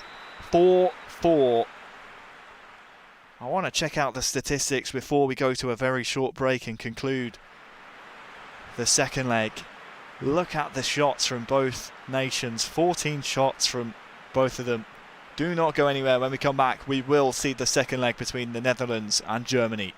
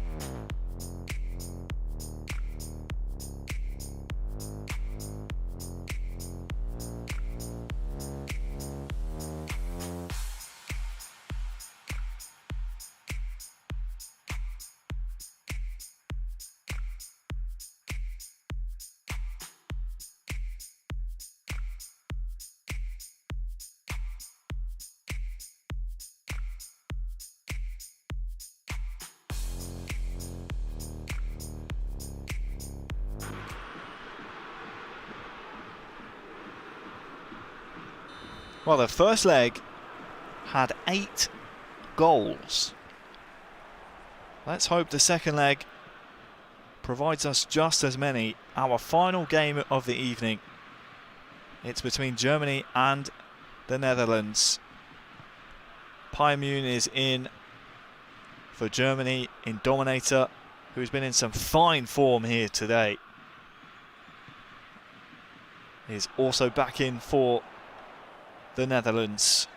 For one final time today, I'll introduce my co-commentator. Has been with me all season long, Stuart Wesley, aka Wes. I mean, we've barely had time to catch our breath today, but that last leg was absolutely fantastic. Yeah, it was a really, really good game, and again, it was good to see Eldridge O'Neill kind of putting himself kind of back together again. We've seen a couple of really abstract performances from him. Again, powers of recovery were there, and it you know, when it mattered, you know, when Bragi Rhodes was certainly on the line for them, he certainly found his way to get himself into the game, and again gives Dominator again a better platform than some of the games we've seen him have, where it's been 3 or 4 goals that they're being down, where Dominator's probably looking at this scenario going, wait a minute, aren't I meant to be losing here? Well, we'll see if he can bring that same kind of tenacity that he brings when he is in a losing position. I've got to say, credit to the Netherlands, they've made the adjustment. Don't forget, last week they lost 8-2 to Germany on aggregate, so entering this leg 4-4, it's what they'll call progress. I do wonder, Wes, right, if Merriman and El Matador are the first choice players for Germany, or whether or not Payamune might just be able to upset the pecking order there with a strong performance here against the Netherlands. Yeah, I think he certainly got it in the locker as Payamune. He's always had it in the locker. I think their preferred is probably... Oh, well, there's your opener. Right, as we're talking about maybe a star in the making for Germany, and Dominator reminds us that he's here to play too, and it's 1-0. That's what they call the business guys, a commentary hospital pass. It leading me into a question right as the ball makes its way through. It's a really good piece of play again, and again it's just curled into the corner. Berghuis has always been a threat through all the games that we've seen with the Netherlands.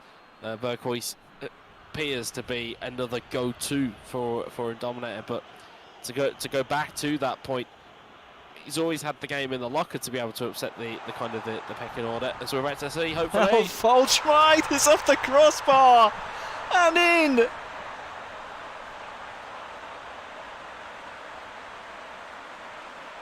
Well, I think Payamune has just answered the question for us there. He's here to upset the Netherlands, upset the pecking order, and throw his hat into the ring to get some starts under his belt at eEURO 2021 in the summer. What a finish this is. Yeah, I mean, the finish is very good, but it's that touch there. Flicks it up to himself. The ball basically rolls across the body of Virgil van Dijk. Again, Waldschmidt takes it under control, gets a touch underneath him, and just hits it as hard as he could. You know, those types of chances, if you hit it hard and you hit it true, if it's hitting off the crossbar, if it's hitting off the woodwork, the keeper's not getting to it. So he's had to put it out of the reach of the goalkeeper. But like you said, certainly will put himself kind of, you know, certainly put himself in and amongst the conversation. I think you look at Merriman, you look at El Matador. I think they're probably the two preferred starters. But certainly, you know, as we talk about, you know, with Spain and their kind of wealth of talent, you know, and the Netherlands as well, you know, in terms of, I know they only have a 2-man squad, but, you know, you look at the depth chart of very good Dutch players. You know, you then look at the likes of Turkey, who've got very good players as well. You have to have those players who are chasing the top dogs. Absolutely right, just to keep them on their toes. Germany 1, Netherlands 1 in this second leg. Netherlands 5, Germany 5. Aggregate score. The Dominator on the charge once more. Bouadou. to Weghorst. Netherlands back in front.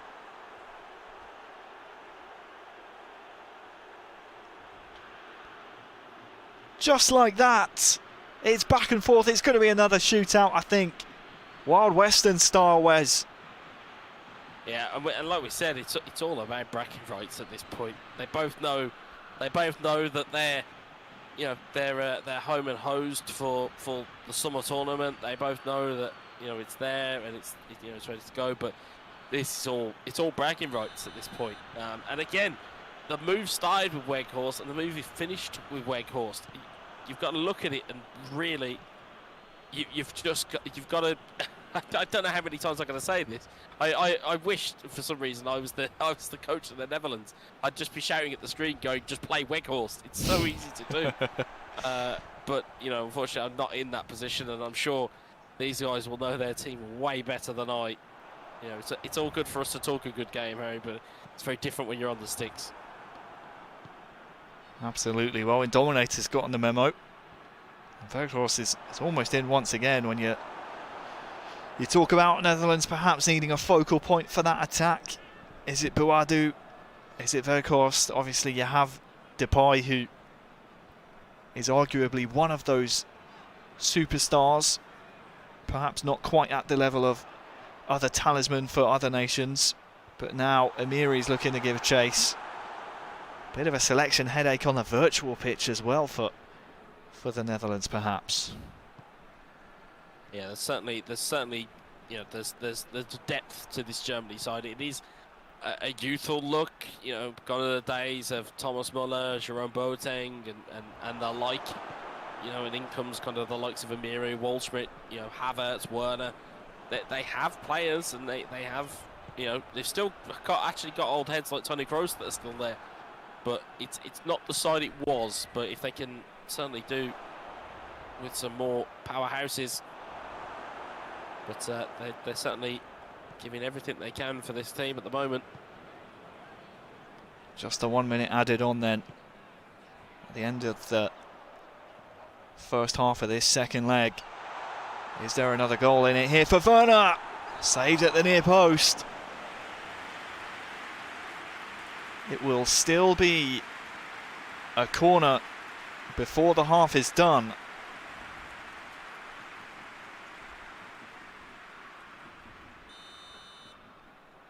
And it will be one of the old heads you mentioned to swing it in.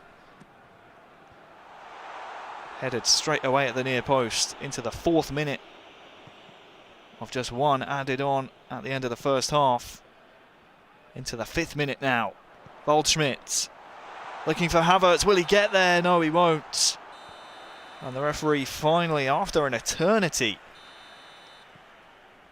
brings the first half to an end, and we were supposed to watch where's Belgium taking on Italy, a crucial match for Belgium. What updates do you have? Yeah, I mean, if you looked at the result or the table beforehand, it needed help from another result, and the result that we've had that's come in for Belgium, it was over 2 legs, Belgium 5, Italy 7. Oof. Which means that regardless of what happened in the Turkey game, Belgium are out. Well, Havertz has equalised for Germany. It's heartbreak for Belgium elsewhere. Germany back in dreamland. An aggregate 6-6 scoreline. 12 goals across the 2 games already. It's been a fantastic evening's action. Commiserations to Belgium, though. Does that mean Ukraine are through, Wes?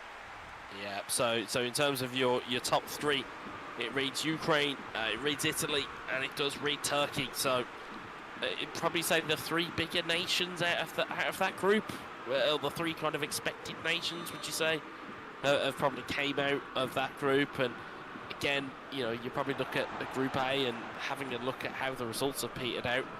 You'd probably say that it was the top 3 teams out of that group as well. However, as much as we can predict and try and say, oh well, this is where it's going to go, you have to get the results. Well, there's another goal.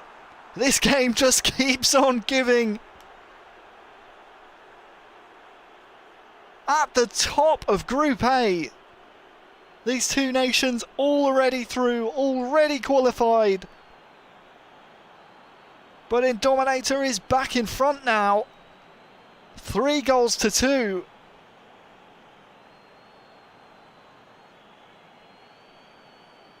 And although we have our eyes set elsewhere, because we have our final 16 nations which will feature in the finals this summer, we can confirm that to you, and we will do after this game. These two nations still going head to head, fighting hammer and tong.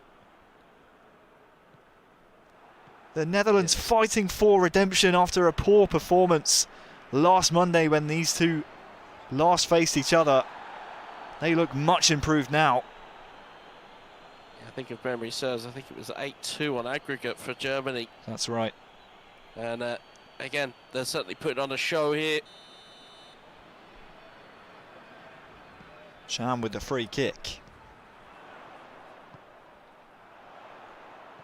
Havertz looking for Toni Kroos, and there's another equaliser.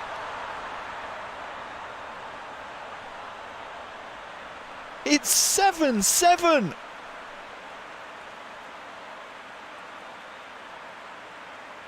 Nobody tracked the run of the deep lying midfielder Toni Kroos, and he gets his goal. Yeah, it's a really good run. It's a really good spot as well from Pajmajun to find that Toni Kroos just peels off that last defender. And again, the presence of mind just hit it first time. Don't mess around when you're in that type of zone. You can see him just tiptoeing. He makes sure he's onside, sticks it away, clean as you like, and it's European heavyweight football at its absolute finest here. It really is.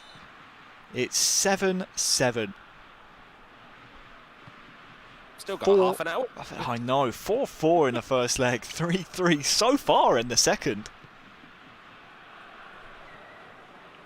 Absolutely crazy stuff. Both nations bringing their A game here.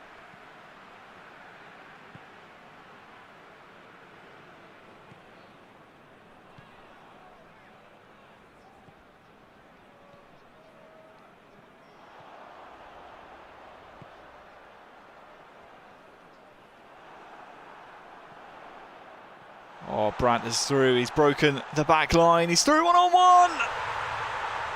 And Germany into the lead.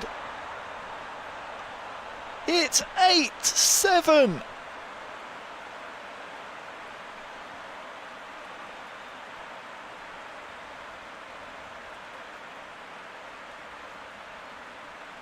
Julian Brandt has put Germany in front.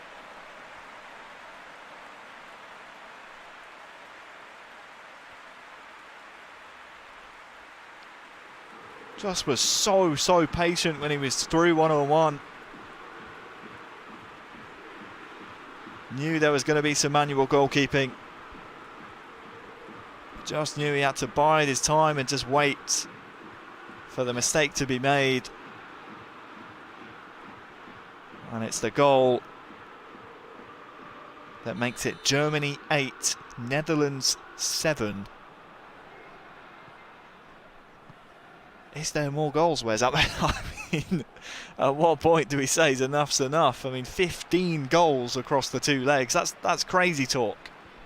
Yeah, and like we said, it is crazy talk, but it's the level of player that you're watching on your screens, not only, you know, virtually in terms of their quality, but in terms of the people on the sticks. These guys know their way around, and they have been, you know, at the forefront of esports in PES for quite some time, and they're showing every ounce of experience here. But again, they just want to put on a show. I think I don't think they realised that it was going to be on the last game of the stream. But I think they'll be pleased to see that we've been able to watch two brilliant legs of eFootball PES, and it's not over yet. I mean, there's 15 in-game minutes plus a little bit of change.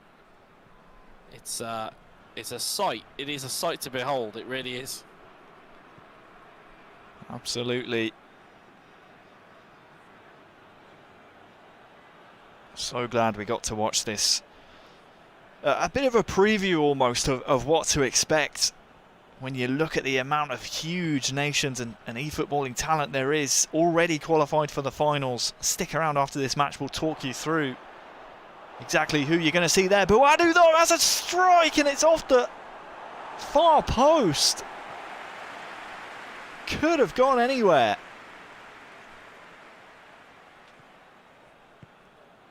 It is a tremendous display of skill. And it is a bit of a preview because we have so many strong nations waiting. I mean, I have the full list of 16 here, and there's just talent littered all across the finals.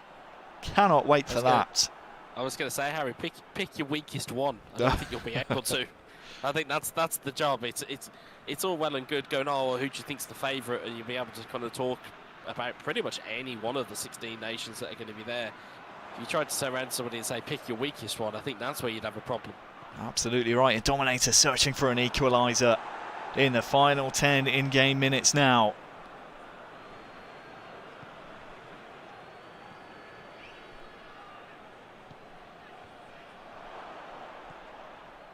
Gnabry intercepts, but it only goes as far as Darun.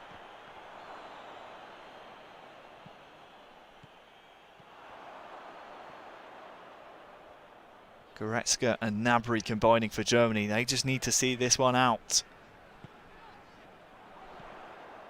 Of course, neither nation wanted to find themselves here in the playoff groups, but both of them have survived the scares. Will there be a final twist in the tail? Can Netherlands find their equaliser, or will Bayern and Germany hold on?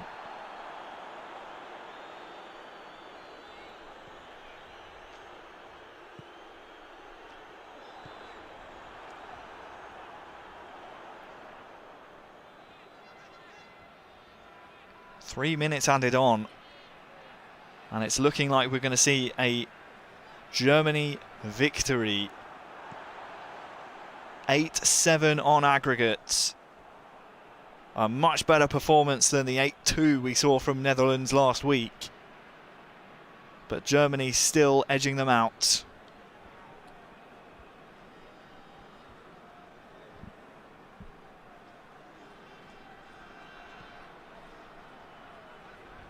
Unless there's one last chance. Nathan Ake couldn't find a teammate. The ball's still alive though.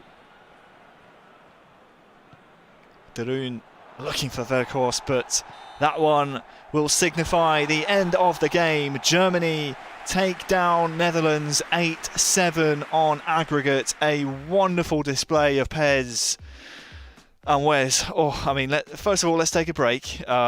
It was a wonderful, wonderful day today. Usually at this point we'd rattle through the results that we saw on stream, but you guys can go back and watch that. You guys want to know the 16 nations we're going to see at the finals in the summer. First of all, let's go through the qualified teams from the groups. We have the graphic here, which says all of the nations that were able to win their groups. Some huge nations in there. Again, it's just littered with talent everywhere you look. But let's talk about the 6 teams that qualified through the playoff groups today. From Group A, we saw Netherlands and Germany, who we just saw go head-to-head, and then it's Russia joining them. Am I correct in saying that? That is correct, yeah. Russia on 13 points. Albania finished on 7 points. Luxembourg finished on 5. So Russia, again, were probably good value, I would say, because looking at how they equip themselves, again, using the physical advantage of Juba, using Shalov, using Golovin, using those players that they have, those star players that they have have managed to haul themselves into a third place spot. And again, you know, if you are a nation that is of a smaller, esport pedigree, as it were, you're only aiming for that third spot. You're only aiming to get in. You know, it's not.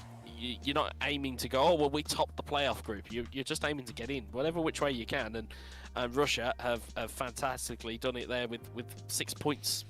They have away indeed. from their nearest opponent. It will be a fantastic thing to see Russia in the finals. Of course, I believe they missed out last year, but it's good to see them in this year. However, Group B had so many question marks about it coming into today. The big question was, would the reigning champions in Italy survive the scare? And they did. Coming out of Group B, Ukraine, Italy and Turkey. So we will see those nations joining us at the finals this summer, Wes.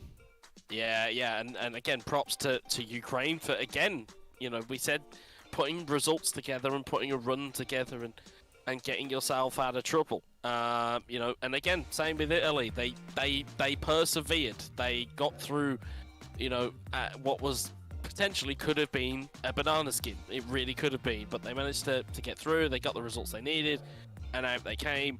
And again, commiserations to Belgium, because it went down to the final game. You've got to go up against the reigning champions. It's difficult at the best of times, but to put 5 even past them, which was impressive, it just wasn't enough. And Turkey again, we're seeing them. They are a problematic nation in the most kindest of way possible, in the sense of they will cause some problems in the tournament later in the year. They really, really will. So then, to confirm the 16 nations you'll see in the tournament in the summer: Netherlands, Germany, Russia, Spain, Poland, Croatia, Montenegro, Ukraine, Italy, Turkey, Israel, Serbia, Romania, Portugal, France, and finally Greece. If you're a fan of any of those nations, or just a fan of eFootball in general, make sure you join us in the summertime. Wes, thanks for joining me throughout Phase 2. We move on now to Phase 3. Any final thoughts to any nations who did make it, and perhaps some nations who didn't make it as well? I think if you're a nation that hasn't made it, you can obviously look back on great pride that you represented your nation. The fact that you have been selected, or you've qualified to represent your nation, so be incredibly proud of an accolade that not many people are going to have. Of course, if you are through to the summer party, as I'm going to call it, welcome to the dance, because it's going to be, like I said, it's going to be harder to pick out the weakest team in the tournament as it is to pick out who's the favourite, because there are so many good teams, there are so many good players, and I would not want to be the guy sitting on the fence to try and predict how this is going to go, because we saw Italy come out of nowhere last year. They took down France and took down Serbia in the last 2 games of the tournament. That wasn't to be expected. It wasn't what the pundits were saying. No. And certainly at the time, it wasn't what we were saying. Although I did get the final prediction correct, but we'll come to that another time. But yeah, if you be proud, regardless of where you are in this. Be proud of what you've done and what you've achieved. Well, Wes, you should be proud of the Herculean effort throughout the Phase 2. We hope to see you again in Phase 3. Thank you so much, my friend. I know you're not feeling 100%, so go and get some rest. For now, though, that's going to bring the end of proceedings. Thank you so much for joining us throughout the eEURO 2021 e-tournament, both the playoffs and the qualifying round as well. From me, Harry Channon, I've been your host, producer and commentator throughout the entire process. We hope to see you again in the summer. Make sure you stay tuned to all the relevant channels, and for now, it's good night from me. Good night.